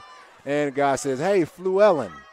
And what did I do? I turned around. Oh, no, you didn't. Yeah, I did. And he said, "Hey, you're playing like crap." He used another word, but I'll say crap. He said, "You're playing like crap. Here's something for you." Throws a bag on the field, and it is full of dog poop. Unfortunately. And so that is. Now, were you laughing, or were you about to run up into the stands this point? At this point in time, it is. You were a bit of a younger man. You didn't have the maturity you're here in the booth tonight. Dude, that was the most hilarious thing. Because you just don't expect that. Like, you know, you expect to maybe throw some peanuts or some popcorn after you, not some poop. You know what I mean? So out of all the things, it was hilarious. I mean, it was so funny that it was past getting mad. It's just like, who thinks of that? First of all, who carries a poop in with you? How did you even get that in? Are you sure it was dog poop? Maybe that's how he got the bag in. That bag might have come in empty, Dre. I'm going to keep it as dog poop just for the sake of my sanity. Well, you know, that kind of stuff happens at every level. I don't know if you saw the Kansas City Chiefs New England game. The Chiefs receiver, after catching a touchdown, went over to the sidelines where the players were, and they threw beer on him. Oh, player got picked out. It was all on TV, and he got arrested. Oh, wow. The fan got arrested for throwing beer onto a player on the sideline. So good advice to all you high school football players out there. Andre Fluellen, he played 8 years in the NFL. He played at Florida State in a lot of hostile places, and he's telling you, kids, do not turn around if you hear your name on the sideline. And I think you got to take his advice on this one. Oh, yeah, no doubt about it. Don't turn around. You might get some poop thrown at you. Favorite place you played in, favorite stadium to play in as a player, either when you were playing on that team or place that just every player wants to go play? You know, I'll probably say one of the coolest places is, even though I hate it, I mean, it's always freezing cold, was playing up in Lambeau Field.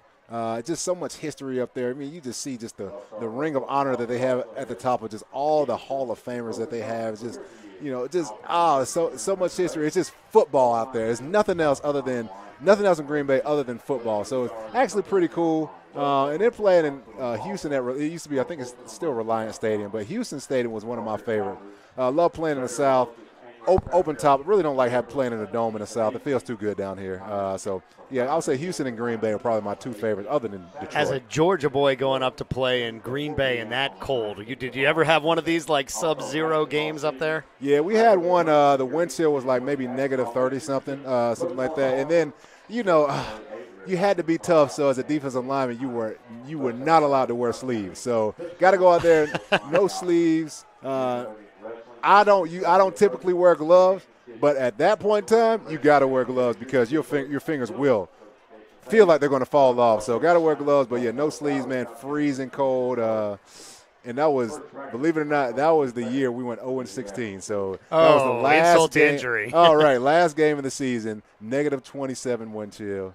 And we go 0-16. At least somebody else has done it since us, though, so I don't feel so bad.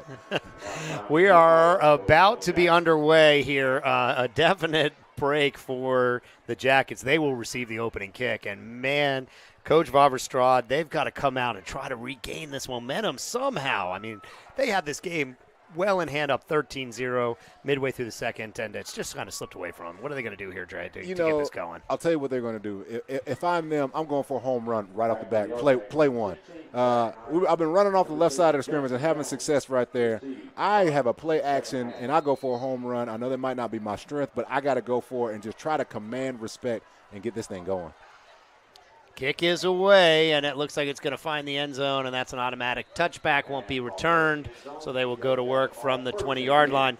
If they're going for the home run, when they've been throwing the ball, it's been more the quarterback number 18, their sophomore Brown, more than Bibbins.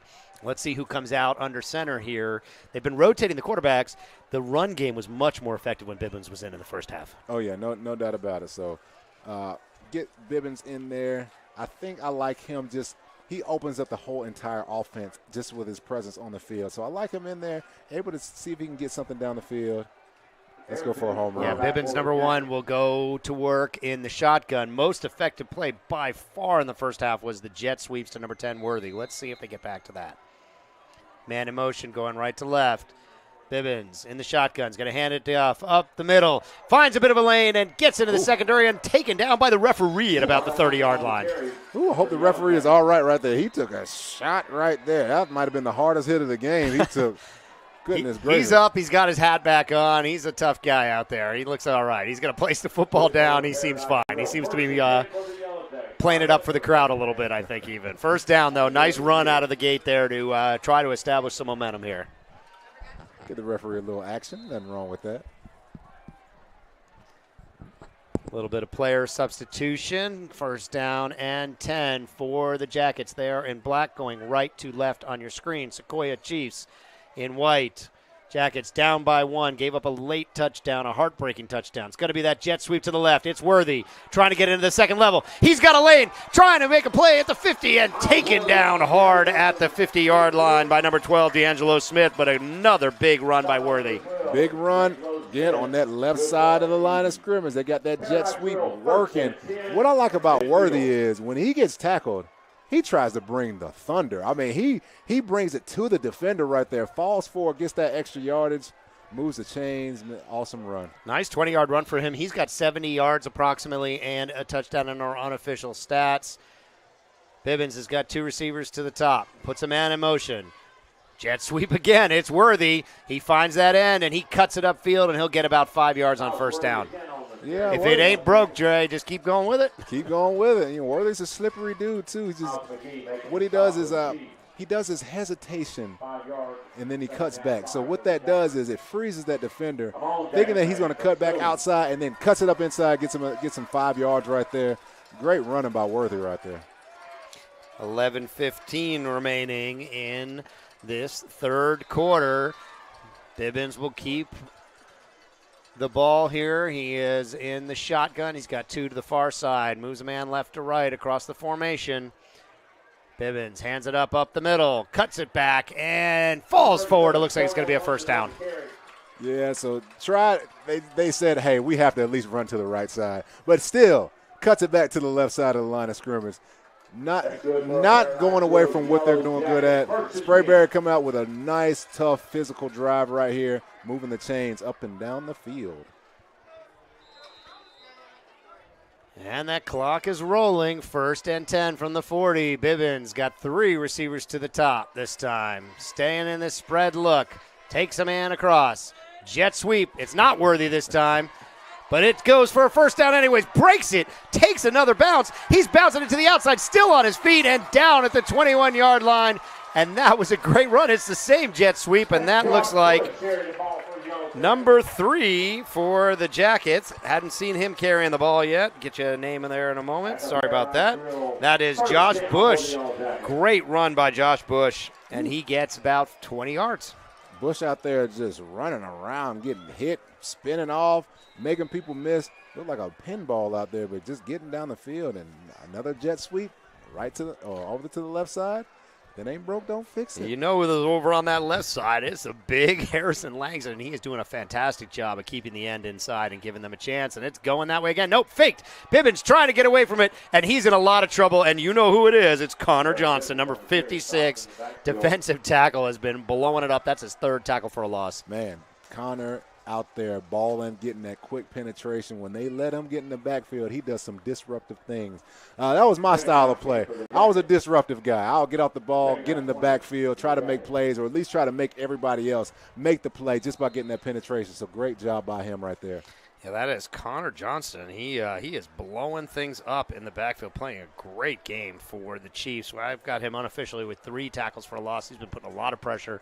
Bibbins is going to go to work on 3rd and long. He's going to keep it himself. He's got a lane here, trying to get past the corner. Does stay on his feet, but pushed out of bounds at about the 21-yard line. This is an interesting spot on the field. It's a long kick. If they go for the kick here, it's about 40 yards. It's obviously not a punting situation. Looks like Bibbin is going to stay on. Oh, sorry, that's 3rd down. I was misreading the card on the far side. So they will definitely go for it on 3rd down, Ray. I think so this time. But hopefully they can got about 13 yards to go here. So let's see what they do. See if they run that jet sweep again. Who knows? To the near side, a lot less room to work with it if they go left with the jet sweep again. Man going across the formation. Bibbins is going to pass, looking downfield, and that thing was blocked at the line of scrimmage. It's bouncing around, and that's going to be an incompletion. That will set up this 4th down decision at the 26-yard line. And this is the kicking unit coming on. This is an important kick right here. They can take the lead right here, so a lot of pressure on this kicker right now. Had a good drive. Let's see if they're able to get some points on the board right here. This is going to be a 42-yarder, called 43-yarder. This is a big kick in high school football. Let's see if he can split these uprights and give the lead back to the Jackets. Here we go. Kick is up. It is low, and it is not even close. That ball bounced halfway through the end zone. Yeah, not his best kick right there. I know he wished he could have that one back for sure. Coach probably wishes he would have went for it, but had a great drive right there. Had some big-time runs, but not able to capitalize, put some points on the board. That is a disappointment for Sprayberry, to say the least. So let's see if their defense can come out and do something out here. They got to stop Sequoyah right here. Yeah, nice drive. Chunked up a lot of yardage. Didn't really take much time off the clock. Only 9:17, so 2 minutes and 45 seconds on a drive that started at the 20 and ended around the 20. The Chiefs will come back out. Their last possession was a 87-yard touchdown, a 98-yard drive that lasted less than a minute to take the lead, and Collier Peck will go to work in this I formation look here. Handoff, going to the right side. He's got a lane into the secondary, and that's a 1st down, and that is Cole Jacobs again. Yeah, going with that I formation right there, bringing everybody on the line of scrimmage pretty much, and just say, hey, let's line up and play football. Got some good push in that right side of the line of scrimmage, gets into the 2nd level without even getting touched, moves the chains. Cole Jacobs having a nice game, over 40 yards rushing already. And they're going to stay in this I look. They've got DJ King now deep.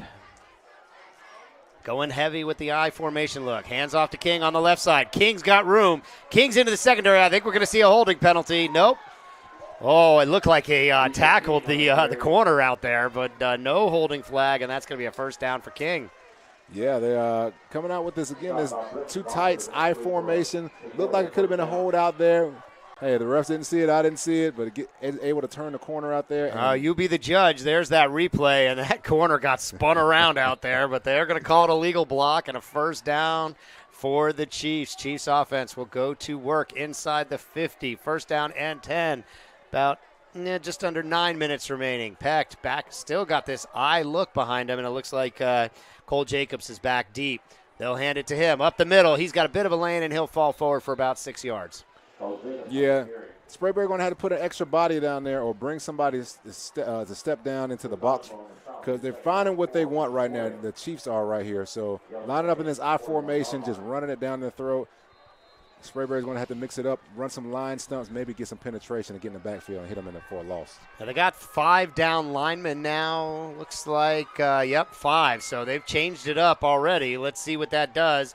Made a man miss, and he'll go for a first down. Yeah, actually got hit in the backfield a little bit, made him miss.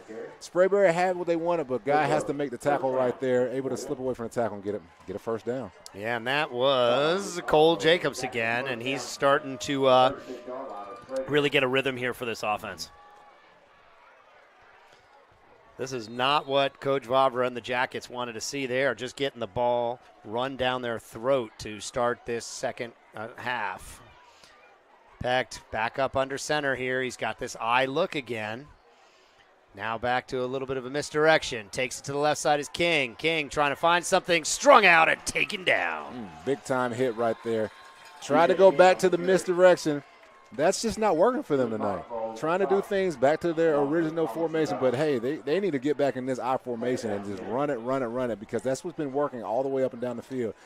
They lose a little bit of momentum right here, so now they have to make some adjustments. I would have liked them to stay in that I formation until it didn't work, then switch it up. Second down and long. These are the kind of downs the Chiefs have been trying to stay out of, and they have jammed the ball down the throat of the Jackets so far on this drive. They're back in that eye look that you wanted to see here on 2nd and 10 with just under 8 minutes remaining in the third.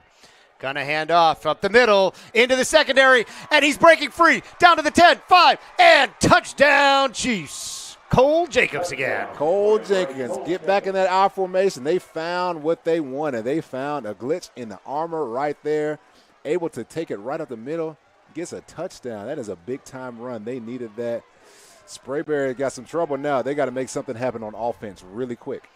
Big touchdown for Cole Jacobs. He just burst up the middle and took it to the house.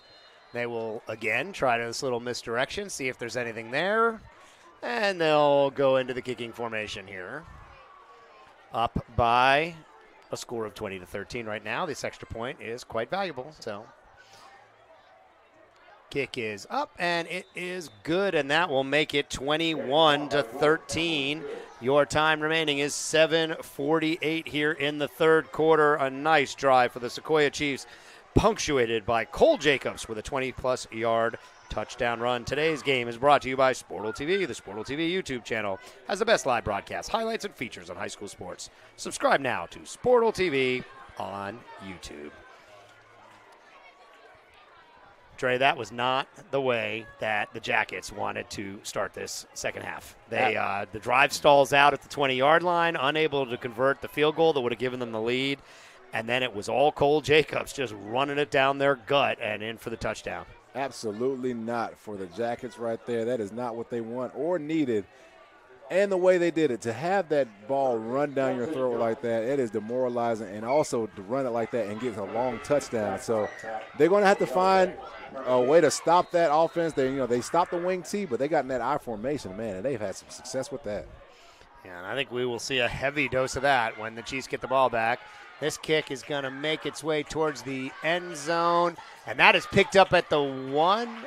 They're going to call it a touchback, and that was a lucky one for the Jackets because it looked like it was bouncing before the end zone. Oh, my goodness. Dangerous, dangerous play. He tried to pick it up. I know this guy. I've been watching him every time. He's beginning to upset when it's a touchback because he wants the ball and get out of there and hopefully hit a home run. So wanted to get the ball. He is lucky that was a touchback because that could have been on the 1-yard line. Yeah, that is not what they needed at this point. Down by 21-13 with 7:42 remaining here in the third. The last drive was a good drive. They moved the ball well. It was, again, back to the jet sweep Miles Worthy, and then we even saw Bush take one for 20 yards. Let's see if they try to do that again behind their big left tackle. It's going to go jet sweep the other way. He's got 5 yards, 10 yards. That's a first down out to the 35, and a nice run out there. Very nice run. Good misdirection. Run it the other way. I'm glad they did that. Keep them honest. Caught them sleeping. Thought they were going to run it to the right side or to their left side of the line of scrimmage, and then pop it to the other side, get a first down. So keep that up. Keep that running game going. You're not out of this yet at all. You got plenty of time. Unofficially, Miles Worthy approaching 100 yards already on this game, and a touchdown for him. That's number 10, Miles Worthy. Keep an eye on him. They love that jet sweep play to him. Bibbins going to work from the shotgun. He's going to hand it off up the middle, and he'll punch ahead for, call it 5 yards, maybe set up a second down about 6 from the 40. Yeah, these are good physical runs. I mean, you get 4 or 5 yards a pop. That's what you want. That's a win every time. You get 4 yards every time. I mean, 3 downs, you're getting the first down. So they're doing a good job moving this ball. They got to capitalize. They just have to get in the end zone right here in order to close down this lead. And chunking a little clock wouldn't be such a bad thing either for the Jackets. We've got just under 7 minutes remaining here in the third. Bibbins going to work from the shotgun. He's got 3 to the near side. He's going to hand it off to the left side. He's got a little bit of room and taken down. Nice play by number 2 for the Chiefs defense there. Came up from the secondary and made the play. Yeah, that was a great job out there. The defense Adam LaSelva. Defense has been able to set the edge, set a hard edge. And I've talked about it before, is setting a hard edge does not just mean being out there, but it means making the running back stop his feet in order to make a decision. So it makes him stop his feet to cut back, and you're able to make him cut back right into the defense. Great play, great job, great team defense right there. 6:20 remaining here. Big 3rd down and 5 for the Jackets. Spreading out. Throwing and right across the middle, and he's wide open. Tries to stiff arm the man and not able to get it. But that is a big hit for the Jackets offense. Just what they needed to see. That's exactly what they needed. Looked like they hit number 83 right 83, there. 83, McKay Cogbill with the big play across the middle. Yeah, great play across the middle. I don't think we've seen a pass across the middle like that. So caught him off guard. Fantastic, good call by Coach Barber right there. Good job. That was the sophomore quarterback, their throwing quarterback. Finds the man out in the slot, and he is off to the races, and that is a nice play. Go into the air. It's been Brown on these last 2 completions, and he's got about 50 yards passing on the last 2 plays. Yeah, he's got a nice arm, nice touch, able to get the ball out there. So we'll see what they go to this play. This is going to be a pivotal play. They have to get closer or get in this end zone. So let's see if they'll stay in the air or they're going to go back over to the left side of the line of scrimmage behind big number 78. So number 18, Brown, staying in at quarterback. Let's see what they do with him here. Bibbins on the sideline. Brown is in the game at quarterback. Moves his man from left to right. He's going to hand this off the right side. He's got the edge, trying to make a cutback to the middle, and down around the 8-yard line is the Sprayberry Jackets. They will go to work under 6 minutes remaining, and this has been one heck of a drive for the Jackets. Oh, yeah, they're finding some rhythm right now. They seem excited. They are fired up out there. They're passing, they're running, they're doing everything that they want to do right now. They got one more accomplishment on this drive. They got to get in this end zone. No field goals going to work. Got to get this 6 points, get this touchdown. Down by 8 with 5 minutes and change left. If they get the touchdown, they going for 2 out here? Oh, no doubt about it. Got to go for 2. Yeah, got to go for 2. Go tie it up. Even if you don't, you still, if you want to kick a field goal, still get the lead that way. So. All right, let's see what happens here. They've got single coverage to both the guys. We got Bibbins lined up on the far side, number 1 down here, and he's got single coverage. Let's see if Brown tries to get this ball to Bibbins in the corner of the end zone on this near side. Man in motion, goes left to right. Bibbins the only guy over here. Let's see if they try to get it to him. Nope, going to hand it off up the middle. Squirting through and down at about the 2-yard line. 2nd and goal from about the 2, and we are about 5.5 minutes remaining. I know this isn't their offensive scheme, and I understand that, but that would have been a perfect time to run a hurry-up offensive play. What it does is, especially in the red zone, deep into the at the 2-yard line right there, what it does, catch them off guard, maybe to get a quick touchdown right there. I would have loved to see them hurry this process up. All right, Brown is back, still in at quarterback. Let's see what they do on second down. Hands it off up the middle, and I think he bulldozes his way in.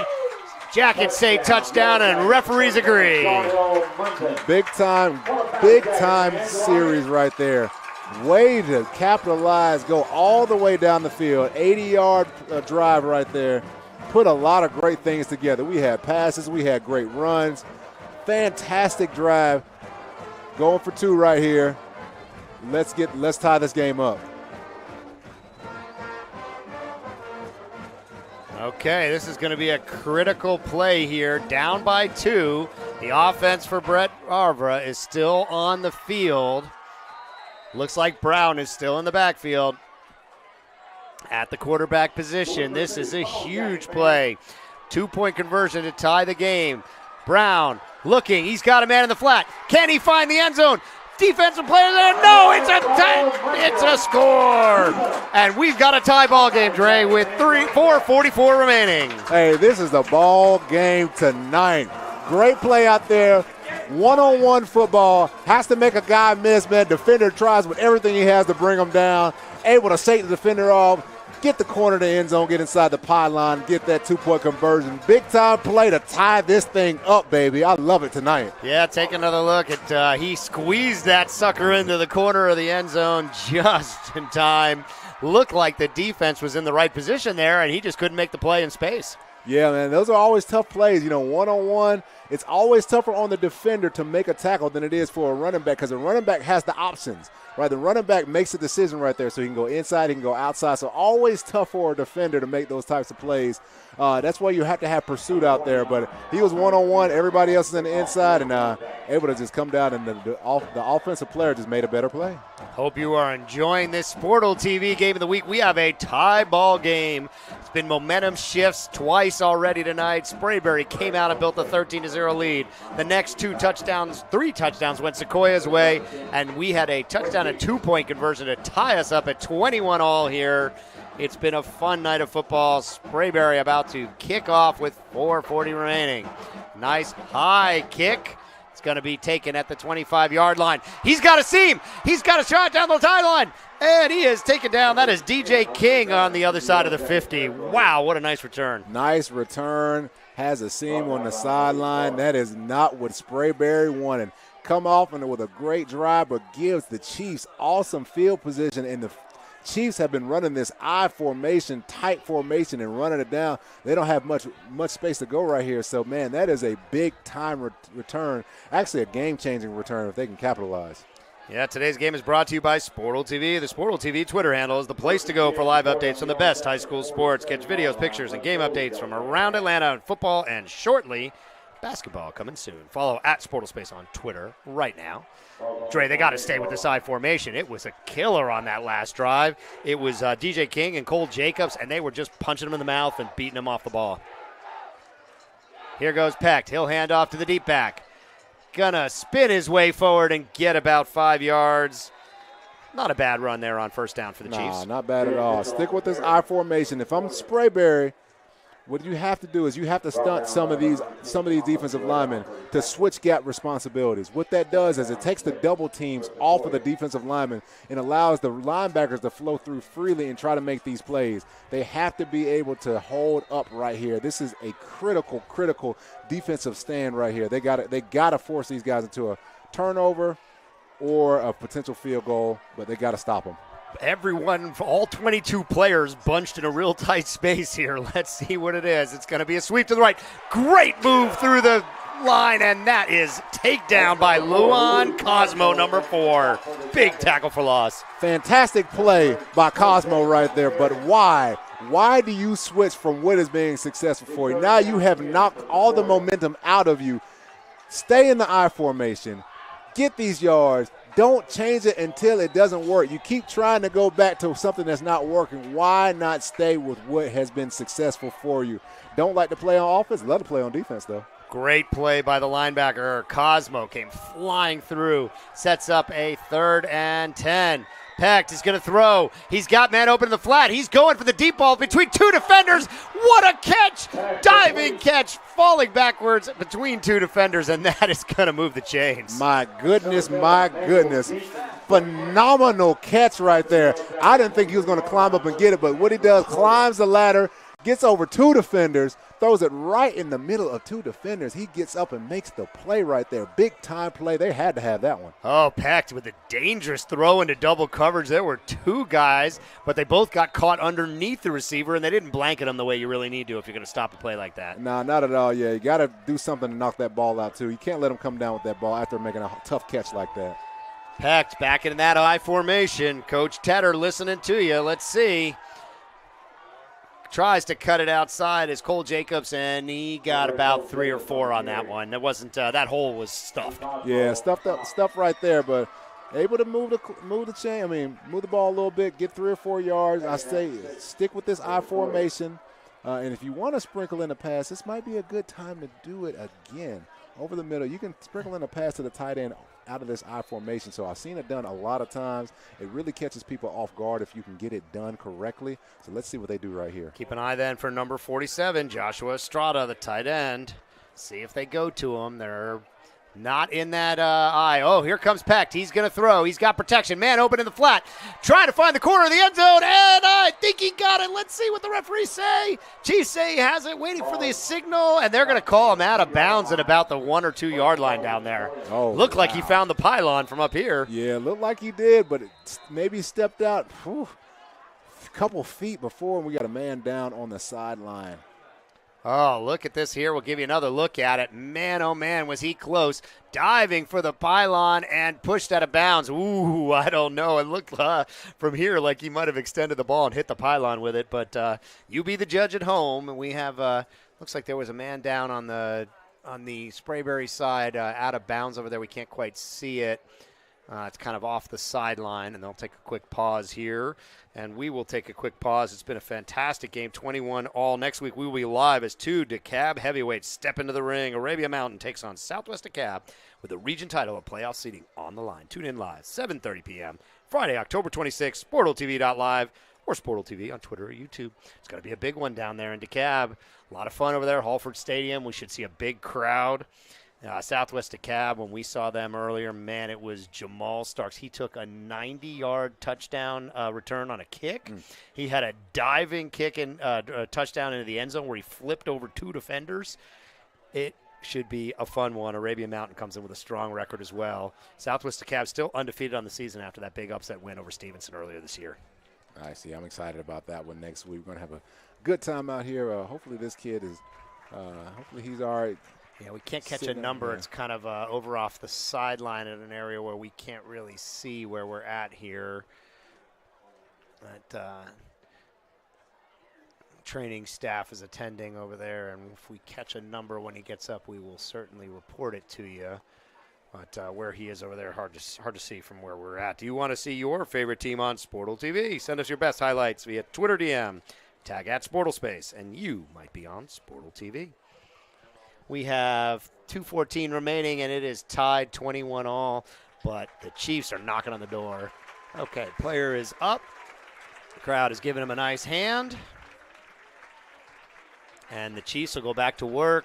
It's going to be 1st and 10 at about the 2-yard line. 1st and goal at about the 2 there. You know, it makes me think about some things. You hate to see a kid get injured, but one of the things we talk about in the NFL and all that, you see these guys holding out, right? You see these guys like, oh, man, why is this dude holding out for more money, right? This football, and as you can see, is such a dangerous and physical sport. It's one play away from from ending a career. So thank God that this kid, was able to get up on his own power. But when we talk about in the NFL, you see these guys holding out during training camp, trying to get some extra money. I mean, this is livelihood out here. So just think, as physical as this game has been, think about how it is in the NFL. So I'm glad he was able to get up and walk off on his own power. Yeah, huge players moving at amazingly fast speeds. They're back into this wing T look. They've abandoned the I formation. Handoff up the middle and an easy touchdown for the Chiefs. They didn't need the I formation there. Touchdown right up the middle. Yeah, that was a great drive capitalized by a fantastic catch to get them down to the red zone area. But didn't need that I formation right there. Went back to their bread and butter, what they love to do, and got it in the end zone. And that was Colin Kaprowski, listed on the roster as a backup quarterback. and he just barreled ahead for the easy touchdown. See here if they can tack on the extra point to give themselves the 7-point lead, 27-21. Kick is up, and kick is good. 28-21 is your score with 2:03 remaining in the third. This game has been a fun one. The Sprayberry Jackets jumped out to a 13-0 lead at the beginning of the second quarter. Chiefs punched one in to make it 13-7 with 6 minutes left in the second. Had the over 85-yard touchdown pass with less than a minute left in the half. They came back out, and the Jackets scored. Then we have the Chiefs scoring. Now it sits at 28-21, and there's 2 minutes left in the third. This one is going to be one of our highest scoring games of the year, I think. Yeah, it looks like it right now, man. It's a fun one as well. Defenses were playing really strong earlier, but have been a little bit lax. There's been a lot of holes in these defenses. These offensive coordinator has found what they've wanted. And so these defenses have to tighten up. It's going to be a defensive game from now on. Whoever plays the best defense is going to win this game. You think it's just the defense is getting tired? Could be that. I mean, all these runs, man, that wears on you as a defender. So could also be that. Got an opportunity for a return right here. And that return's not getting you very far, about the 15-yard line.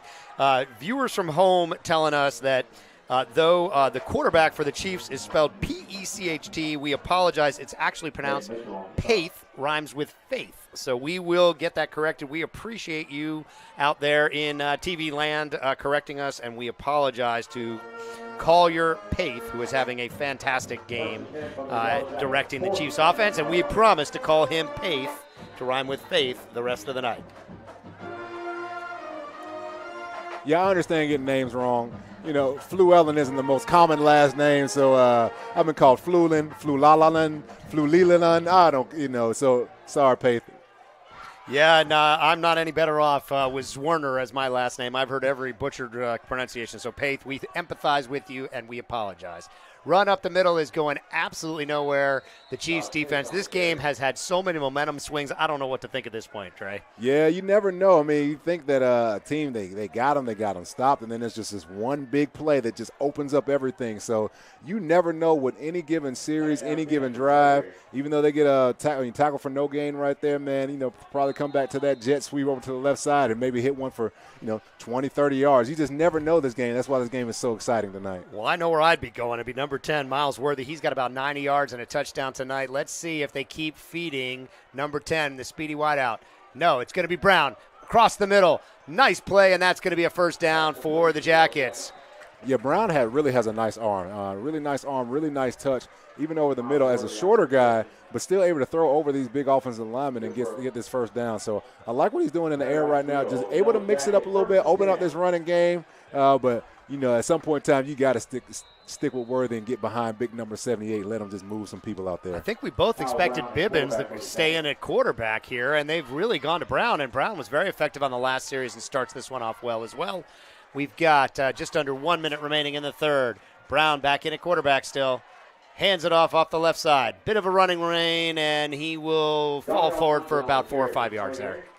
So if I'm Sequoyah right now, and I picked up a tail, so obviously big number 78 out there he's the go-to guy.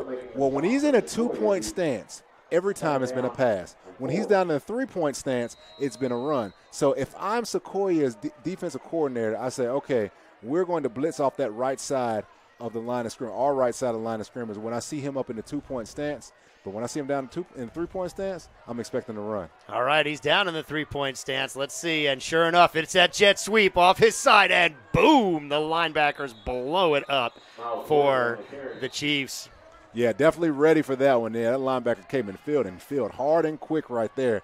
Good speed out there, good form tackling, heads-up tackling. Good play out there by the defense, man. They're ready. We got fourth quarter coming up here. That is the end of the third quarter. 28-21 is your score. Sequoyah Chiefs on top of the Sprayberry Jackets.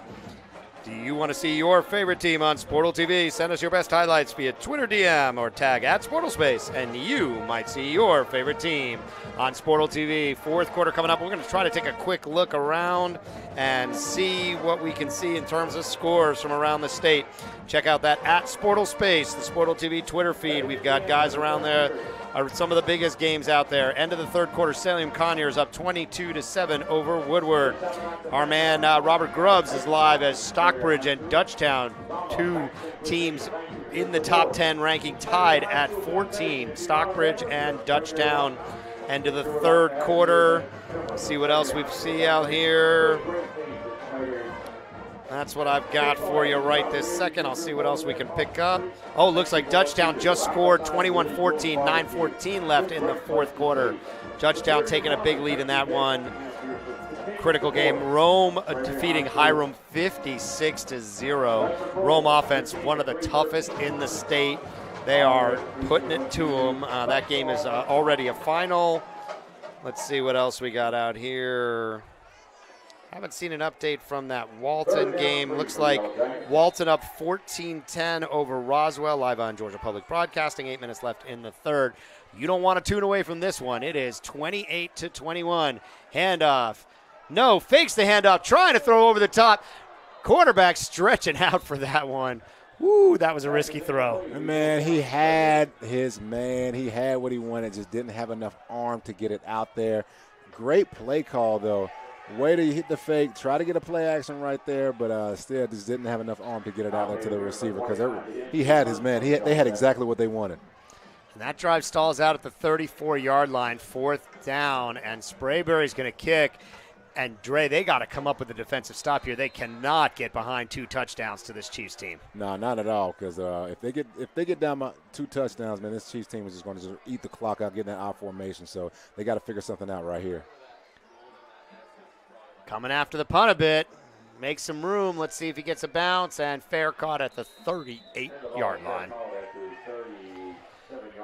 Well, this is a huge defensive series for the Jackets. They kind of got punched in the mouth a bit. Yep. They're down by a touchdown. That was a quick series. It didn't do much to help them. We still got 11:51 remaining in this game. How are they going to stop this offense for the Chiefs? Chiefs have been running the ball down their gut. Yeah, you got to – it's hard to say because you've had a couple big home run passes over your head, and you don't want to give one of those up. But right now it's all about stopping this run. Chiefs got the lead right now. They're going to try to keep this lead, so got to do what you can. Like I said earlier, move some of these linemen, do some of these line stunts. Hopefully you can get in the backfield, get them in a second and long situation to where they can't just churn out these runs like that. Well, they're going to go in this bunch setup here. They've got this triple tight end and the eye back look that was so effective for them earlier in this game, and they are going to give it to the up back.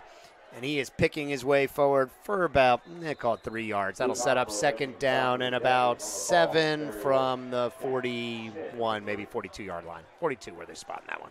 Yeah, really tough on the lineman right there. It's so hard. You got two offensive linemen coming off on you, trying to be a defensive tackle, trying to hold up against 2 guys, man. Can only do it for so long, and then they just plow forward, get 3-4 yards. So it's really tough on the defensive lineman to keep this up. Yeah. Going a little quicker than I would have thought. You'd think Paith would be taking more time off the clock. Snaps with about 15 seconds left on the play clock. Just straight ahead running and gets about 3. Dre, I'd like to see him work that play clock down. I mean, they've got the lead. They're the offense is clicking. Why snap the ball with 15 seconds left? Yeah, you got to eat up as much clock as you can. Each of these seconds count. It's just like on the football field. We used to say attack and defend every blade of grass. Well, it's the same thing with time as well. You just never know how 1 second, 2 seconds can actually change the outcome of a game. So you got to use it as best as you can. Well, here comes a huge 3rd down and 2 for Paith. He's got the wing T look here. Let's see what they do with it. Moves a man left to right, and Paith keeps it himself and just moves right ahead. He's breaking into the secondary, and he has got a nice 15-yard run on that 3rd down. Oh, man, they had what they wanted. They brought a blitz.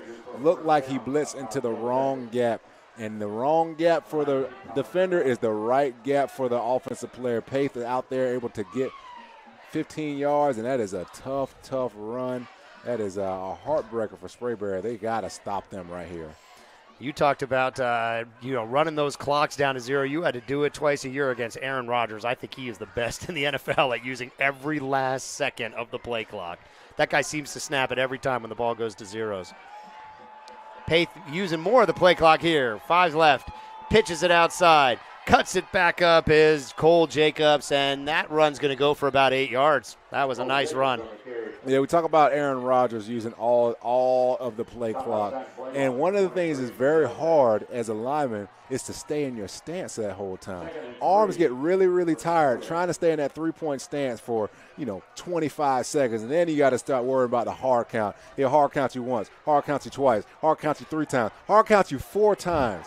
And, he's a tough player to play against. Paith hands it off. That's a first down for Cole Jacobs. Cole Jacobs is getting up pretty close to 100 yards. I've got him unofficially at about 85. He's got a touchdown on the night. Number 8, Cole Jacobs, has had a real nice night for the Sequoyah Chiefs, and that'll move the chains. Tick, tick, tick. 9:30 left. Chiefs nursing this lead and just wants this insurance touchdown to make sure they hold on to this one. Yeah, got to get a turnover right here from Sprayberry. You got to do something. You got to do something big. You can't go outside of your scheme, but got to do something to try to get a tackle for loss, change up their rhythm, but you got to stop them here. 6 down linemen for the Jackets, able to hold up the end and wrestle them to the ground is a good play there. That was Cosmo coming up for the Jackets and making the play, but he still managed 5 yards on that one. Yeah, it's just good to see. Sequoyah wanted, their bread and butter is running that wing T. Well, it didn't work, and so they were able to change up what they were doing. They found something and they rolled with it, and I'm glad they're riding with it and not trying to go back to that wing T when it's not necessary. So doing a great job with this bunched up I formation right now. Under 9 minutes. Paith looking to the end zone. Defense is coming after him, and then they get a little game of tag and put him on the ground. Great tackle to break the momentum there. Yeah, I think Paith thought he was going to get tackled before he actually got tackled because it didn't look like it was a lot of contact. Maybe got a shoelace or whatever, but able to get that sack right there. But yeah, that's a big play. Sprayberry needed that right there. Stop some momentum. Got to get them off the field. Number 33, Marlon Kraku with the real nice sack. I don't think he touched him more than a little game of tag, but it was enough to get him. I think Paith just kind of lost his balance. And that'll set up 3rd and about 13 from the 27. Pace just going to hand that one up the middle, trying to break a tackle, and nothing doing. That was Jackson Smith, and he goes down. And they're going to have to try a long field goal here. It's going to be about a 40-yard kick if they go for it, and it looks like they will. We'll see if he's got this kind of leg. Yeah, we'll see. This is a big time. It's a big time kick right here. It's going to set up from. It's going to be a 39-yarder. Looks like he had good leg on the extra points. We did not get a chance to see this kicker in the pregame. But a big kick opportunity. High snap, gets it down. It's low, and it is no good. No good. Score remains 28-21 with 7:20 left. Great job by Sprayberry to hold up right there. Jackets did a good job of bending and not breaking. Able to make the kicker. He looked good in the pregame, but hey, everybody looks good when there's no pressure. When the pressure is on, the game changes. So has a low kick, not able to connect with that one. Sprayberry has another opportunity. If they can get down the field, they can make something happen and tie this game up. It was Marlon Krakow with the sack on Paith that really pushed that to make it a tough kick. Marlon Krakow coming up with a huge sack to take him out and make it a tough field goal attempt. It's going to be Brown back in the backfield. He's been very effective here in the second half. And they'll go with the jet sweep, going to the right this time, and that is a first down. Miles Worthy is eating out there. He's got about 100 yards and a touchdown. Yeah, Worthy is worthy of his dinner tonight. I mean, regardless of what the outcome is tonight, he's had a fantastic game and running all over with tough yardage. What I love about him is, like I said before, is when he gets hit, he always falls forward. Gets 1 or 2 extra yards, brings the punishment to the defender, not the other way around, like how this kid runs. He's had a great game, and unofficially we've got him right around the 100-yard mark. Brown in the shotgun. He's going to hand it off up the middle, picking his way, and that's going nowhere. That's going to be stopped for about gaining 1. 2nd and about 9. Jackets down by 7 with 6:45 remaining. Yeah, nothing in the middle right there. This is the situation. You don't want to be in 2nd and long, but they've had a good time. I mean, heck, they've been getting 10, 11-yard runs, but don't want to be in second and long right here, but let's see what they can come out here and Brown takes a shot downfield here? No, it's Bibbins, number 1, back in at quarterback. He'll hand it off on the jet sweep, and this time they are ready. Yeah, totally out of sync right there. Totally, we got a man down right here. That was number 44 coming up for the big tackle, Damian D'Alessandro, defensive end, and man, did he blow that play up. Yes. Is that the runner who was down there? I can't see who's down on the play. Might have been Worthy, number 10. Trying to get a look at that one here. Give you a replay there if we've got it. Yeah, definitely took a shot right there, yes. Sequoyah ready for that. They're all over that. Bring some heat on that. Yeah, the play just looked out of sync. They switched quarterbacks in the middle of that one, and just really got nothing going on that play. It's going to be, when we come back, it's going to be 3rd and about 9, apparently. Maybe 10. Call it 3rd and about 10 here. And that play was just blown up deep in the backfield, as you see there. D'Alessandro, number 44, came flying in off the edge. 6 minutes and 10 seconds left. And, yeah, that is number 10, Miles Worthy. He's been the workhorse tonight. He's got about 100 yards and a touchdown. And he was shaking up on that play. I mean, D'Alessandro had a free run at him and just blew that play up. Yeah, hopefully he's all right. Took a shot right on his helmet, so hopefully there's nothing. Yeah, I see him drinking on the sideline. He's walking with the trainers. Just think he got a bit popped there on that one. It's going to set up 3rd and 10. He got forward momentum. He was lucky back to the line of scrimmage on that one because by the time he got tackled, he was 5 yards behind it. Clock is running, just under 6 minutes remaining. Brown is back in, 3rd and about 10 here. Critical play. Brown looking downfield, and there comes the rush. D'Alessandro bounces off of him, but it is cleaned up by the Chiefs defense. That is a huge sack, and it was D'Alessandro again, number 44. Hey, 2 back-to-back great plays by D'Alessandro. Comes in free. They bring the heat again. So what Sprayberry has done, they found on the left side of the line of scrimmage where they can run. Well, what Sequoyah has done, they found out on the other side of the line of scrimmage where to rush to and where to bring some heat to. So it's all this chess match, and Sequoyah won that chess match that time. Great 4th job. and about 15. The offense is they've got the kicker back in here. And it's a low snap. He gets it away. Fair catch called for at the 38-yard line. Still plenty of time left. 5:07 remaining. So, I mean, the Jackets don't have to panic. They just got to get a stop. They got to get a stop right here. You know, you got to get a 3 and out if you can. 3 and out or turnover. That's the name of the game. That's, as a coach, that's what you're saying. That's what you're emphasizing. Like, hey, we got to get this 3 and out right here. Got to stop them, because if they don't, they let them get a drive together, get on the field. It's going to be get on the end zone. It's going to be tough for them. Yeah, if you're following along on the Sportal Twitter, it's 27-10 Cedar Grove up over Pace in a big game in 3A. 2 top 10 teams. Our man Chuck Jones is down there. Looks like Stockbridge defense made a big stop. They'll get the ball back. They are down 21-14 in the 4th. Our man Rob Grubbs is at that game. Catch updates there. So keep your eyes peeled. We got a lot of updates, and they're back in this I formation. You and I both like it. It's been working. They'll hand off to the deep man. It's Cole Jacobs again. And he's himself approaching 100 yards. I've got him unofficially just under 90. Yeah, nothing doing right there. Able to stack up those offensive linemen at the line of scrimmage. Linebackers and safeties coming downhill and cleaning it up. So good first down stop. 2nd down and 7 right here. Sequoyah's Sprayberry, they have to stop them right here. They cannot let them get a drive together, get this first down. They got to knock this thing out. Yeah, I want to see Paith run this clock down. He's doing a much better job here, getting to the line of scrimmage with about 13 seconds left on the play clock. Paith staying in this. They're looking over to the sideline to make sure they got the call they want. Letting that clock run nicely down. 5 seconds, 4 seconds, 3 seconds. He's not going to get the play off. He's going to have to call timeout. All right, well, he went a little further than I meant to with that one, Dre. I told him to run the clock down, so you can blame me if you want up here, but that went a little bit too far. I had to call timeout, save the down and distance. 4:17 remaining here in this 1 touchdown game. Today's game is brought to you by Sportal TV. The Sportal TV YouTube channel is the best live broadcast, highlights and features on high school sports. Subscribe now. Hit that subscribe button. Sportal TV on YouTube. Dre, that's a big play, and they need to call that timeout, right? They got to preserve this down and distance. It's 2nd down and about 7. Can't let that play clock get you.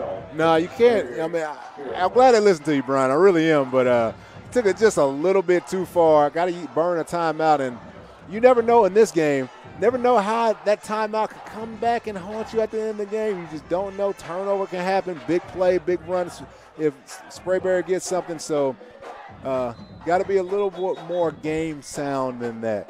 Can't let that play clock get down to 0 and have to burn a timeout. Not good. Well, they'll come back out here. Critical second down opportunity here. Second and about 7. Pace played a very nice game. He's got about 140, 150 yards unofficially and that great 85-yard plus bomb at the end of the second quarter. Hadn't done much on the ground himself. He's been relying mostly on Jacobs and to a lesser extent DJ King. They'll get back in this tight bunch formation with an eye look. And they will hand it off to the deep man. And that thing is bottled up and taken down. It's going to be 3rd and long. Great defense right there. Not able to let him stretch the field out, stretch the ball out, get into the open part of the field, set the hard edge, and able to let the other defenders come swarm and make the play. Great job, great team defense right there. Got to stop him in this 3rd down. Got to get off the field. Yeah, huge play here with just under 4 minutes, 3:52 remaining. Nice thing about that timeout did stop the clock, but they had already run it all down as much as they could have anyway, so didn't really make much of a difference. This is a huge 3rd down and about 8. Paith under center in this eye look still. Let's see if they try to throw out of this look on 3rd down and 8. Nope, they're going to hand it off to Jacobs. Jacobs testing the right side. Finds a little bit of a hole, and he's going to be close, but I think he's going to be short. Oh, wait a minute. There's a late flag, and that's usually personal foul. Ooh. Yeah, man, they got him stopped. Looked like a personal foul on Sprayberry. Hope it's not, but we have to see what the flag is coming in. But good run. Physical run, had him stopped, but let's see what this flag is. I think it was a late hit. I think he came in late on that play. We are waiting for the referee's call. We're going to stick with the live action, wait to see this call here. Face mask penalty, and that is going to give a 1st down to the Chiefs. 3:23 remaining. Oh, my goodness, that's such a painful penalty. They were going to be in a punt situation. Yeah, tough penalty right there. Hadn't seen a whole lot of penalties since the first half. But, man, that is a big one right there. Give them a lot of yardage. And it's a 15-yarder. I mean, they're rolling onto the other side of the 50. It's going to set up 1st and 10 at about the 37. And now they've got to start thinking about their timeouts. I mean, this clock's going to start running when they get this ball set. Sure enough, clock's going to start running. Pace going to be able to run another 25 seconds off this thing. He's not going to have to snap this ball until less than 3 minutes remaining in the game. Coach Varber's going to have to start thinking about his timeouts here. Yeah, he's going to have to start using these timeouts. You know, hopefully if make something happen, get a turnover or a fumble or whatever, that's about their only chance, but they got to start burning these timeouts. All right, Paith in this eye look again. You've got DJ King back there now. They've been rotating him and Cole Jacobs. It's going to go to King. King gets met, and I think we're going to see timeouts start getting called here. Let's see if Coach Varber's going to call it.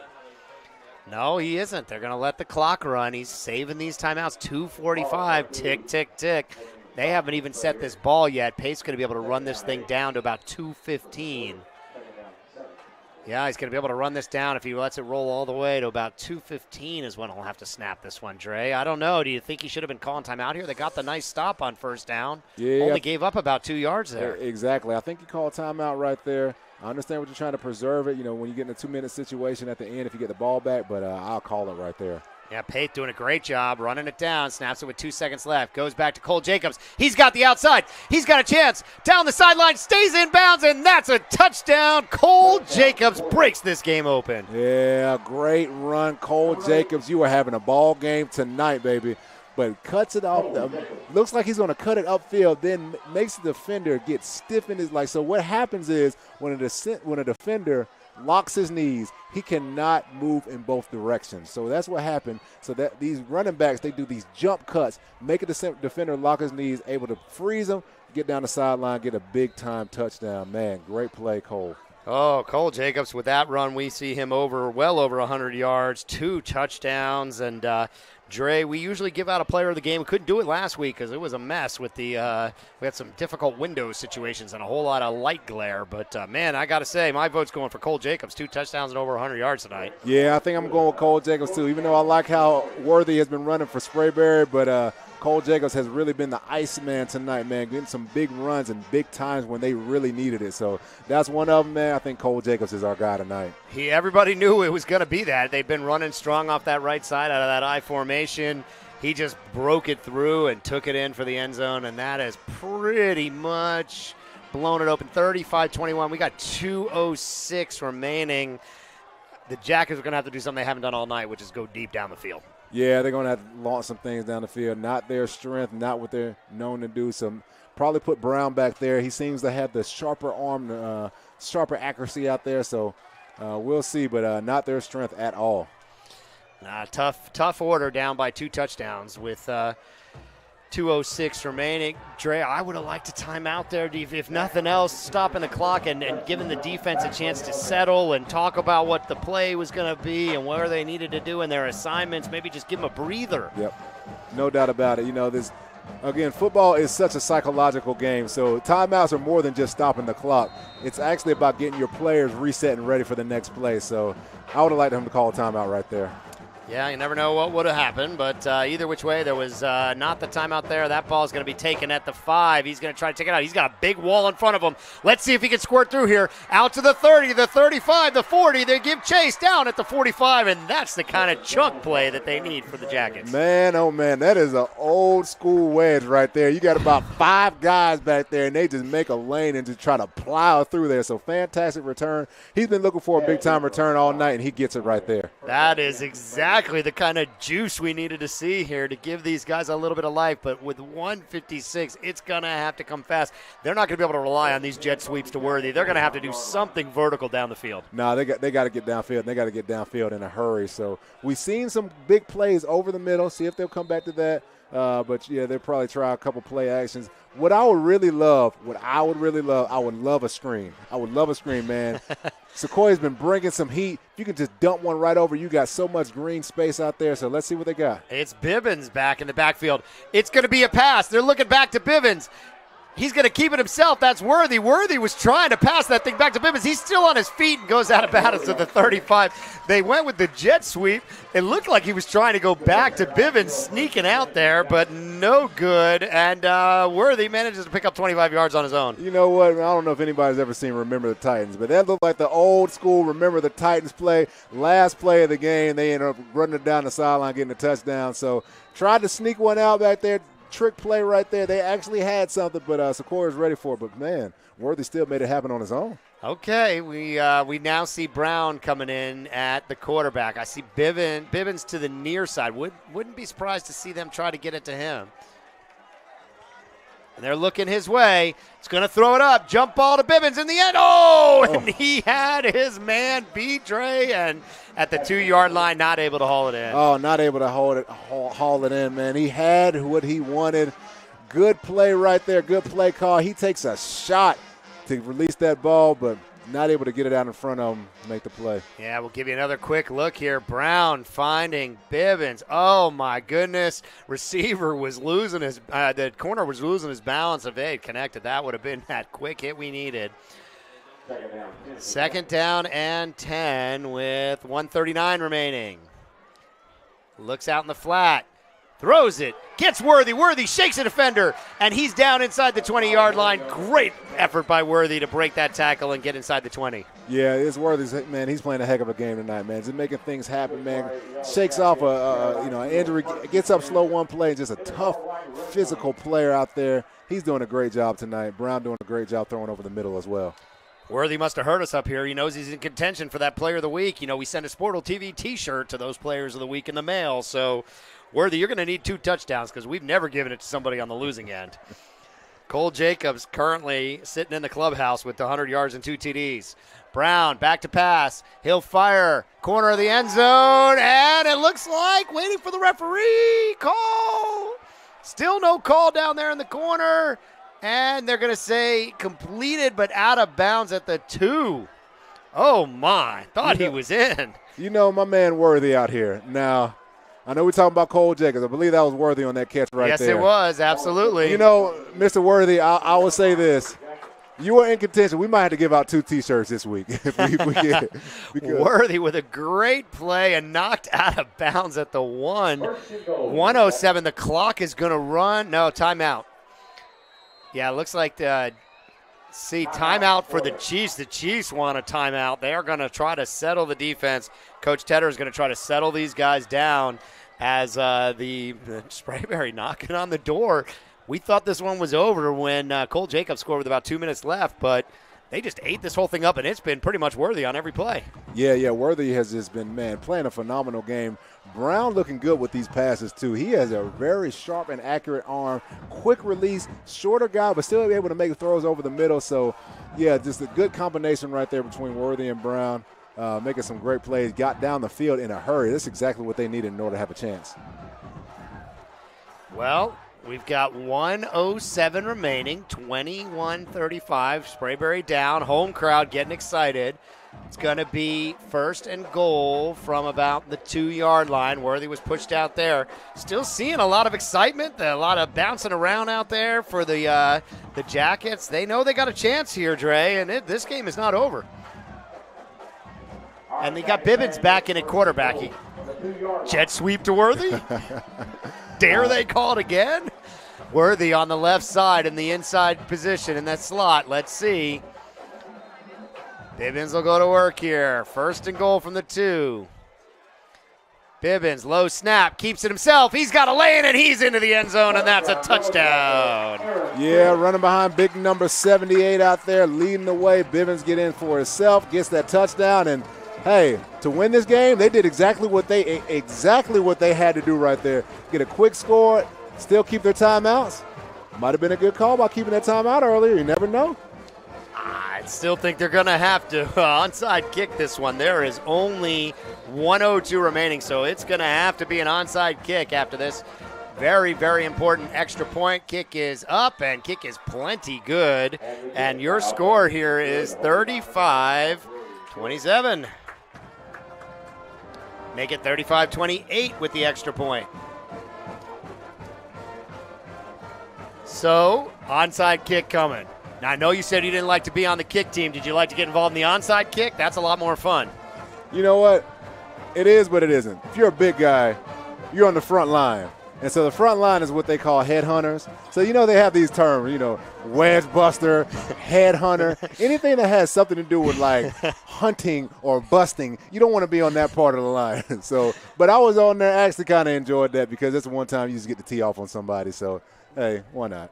We'll see what they try here. They are going to have to take a crack at an onside kick. 1:02 remaining in this one touchdown game. It has been a fantastic game. Seeing the Sprayberry Jackets bouncing around. They've got energy. They've got excitement. Let's see if we can get you a good look at this kick. It's going to be a fun one.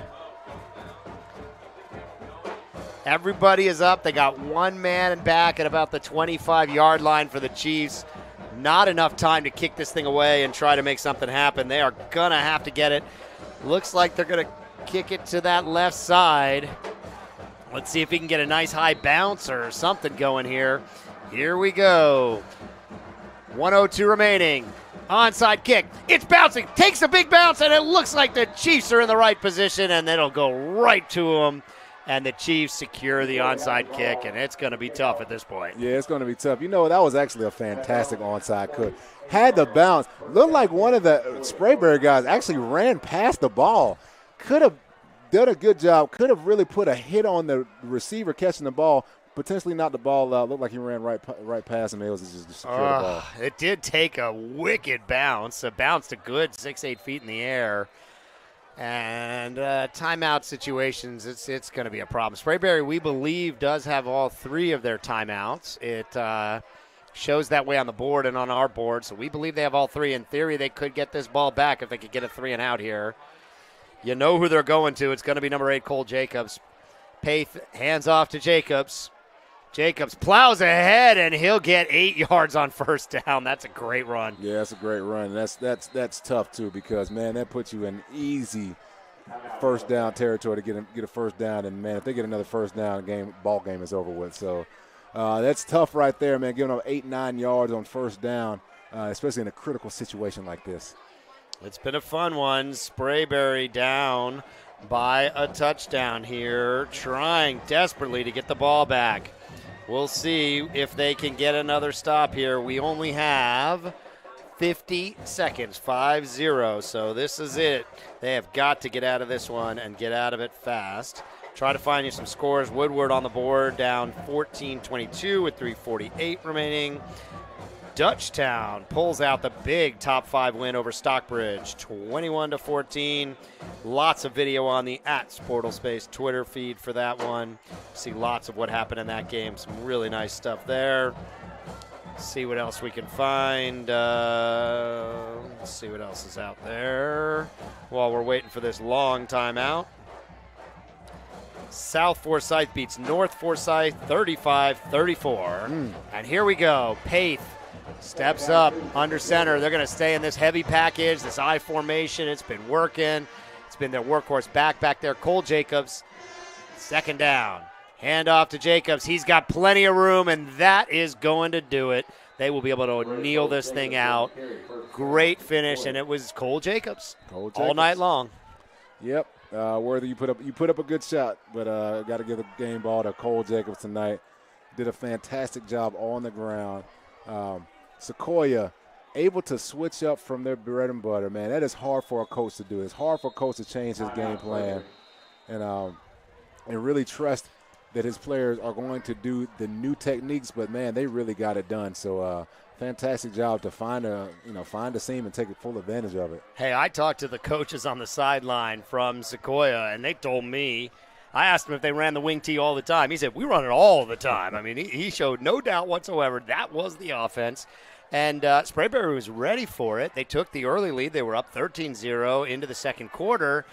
Man, a gutsy call by Coach Tedder for the Chiefs. Changes it up, goes to this heavy package, brings 3 tight ends in there, goes with the I formation, and it really changed the game. Changed the entire complexity of the game. And, man, unfortunately, Sprayberry never able to just find a counter to that. He never brought in an extra lineman, just weren't able to figure out how to stop that thing. And so, when you can't stop something that's working, man, you're going to have a tough time winning a game.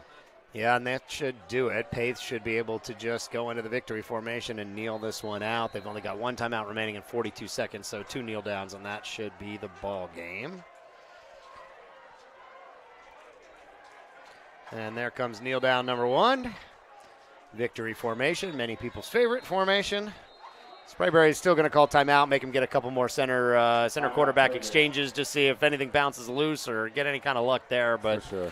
That should just about do it. Sequoyah looking ahead in a great position in this region, still sitting with just the 1 loss in the region to Creekview, who is leading that region. But they're going to have work ahead of them next week at home against Harrison, then on the road at Allatoona.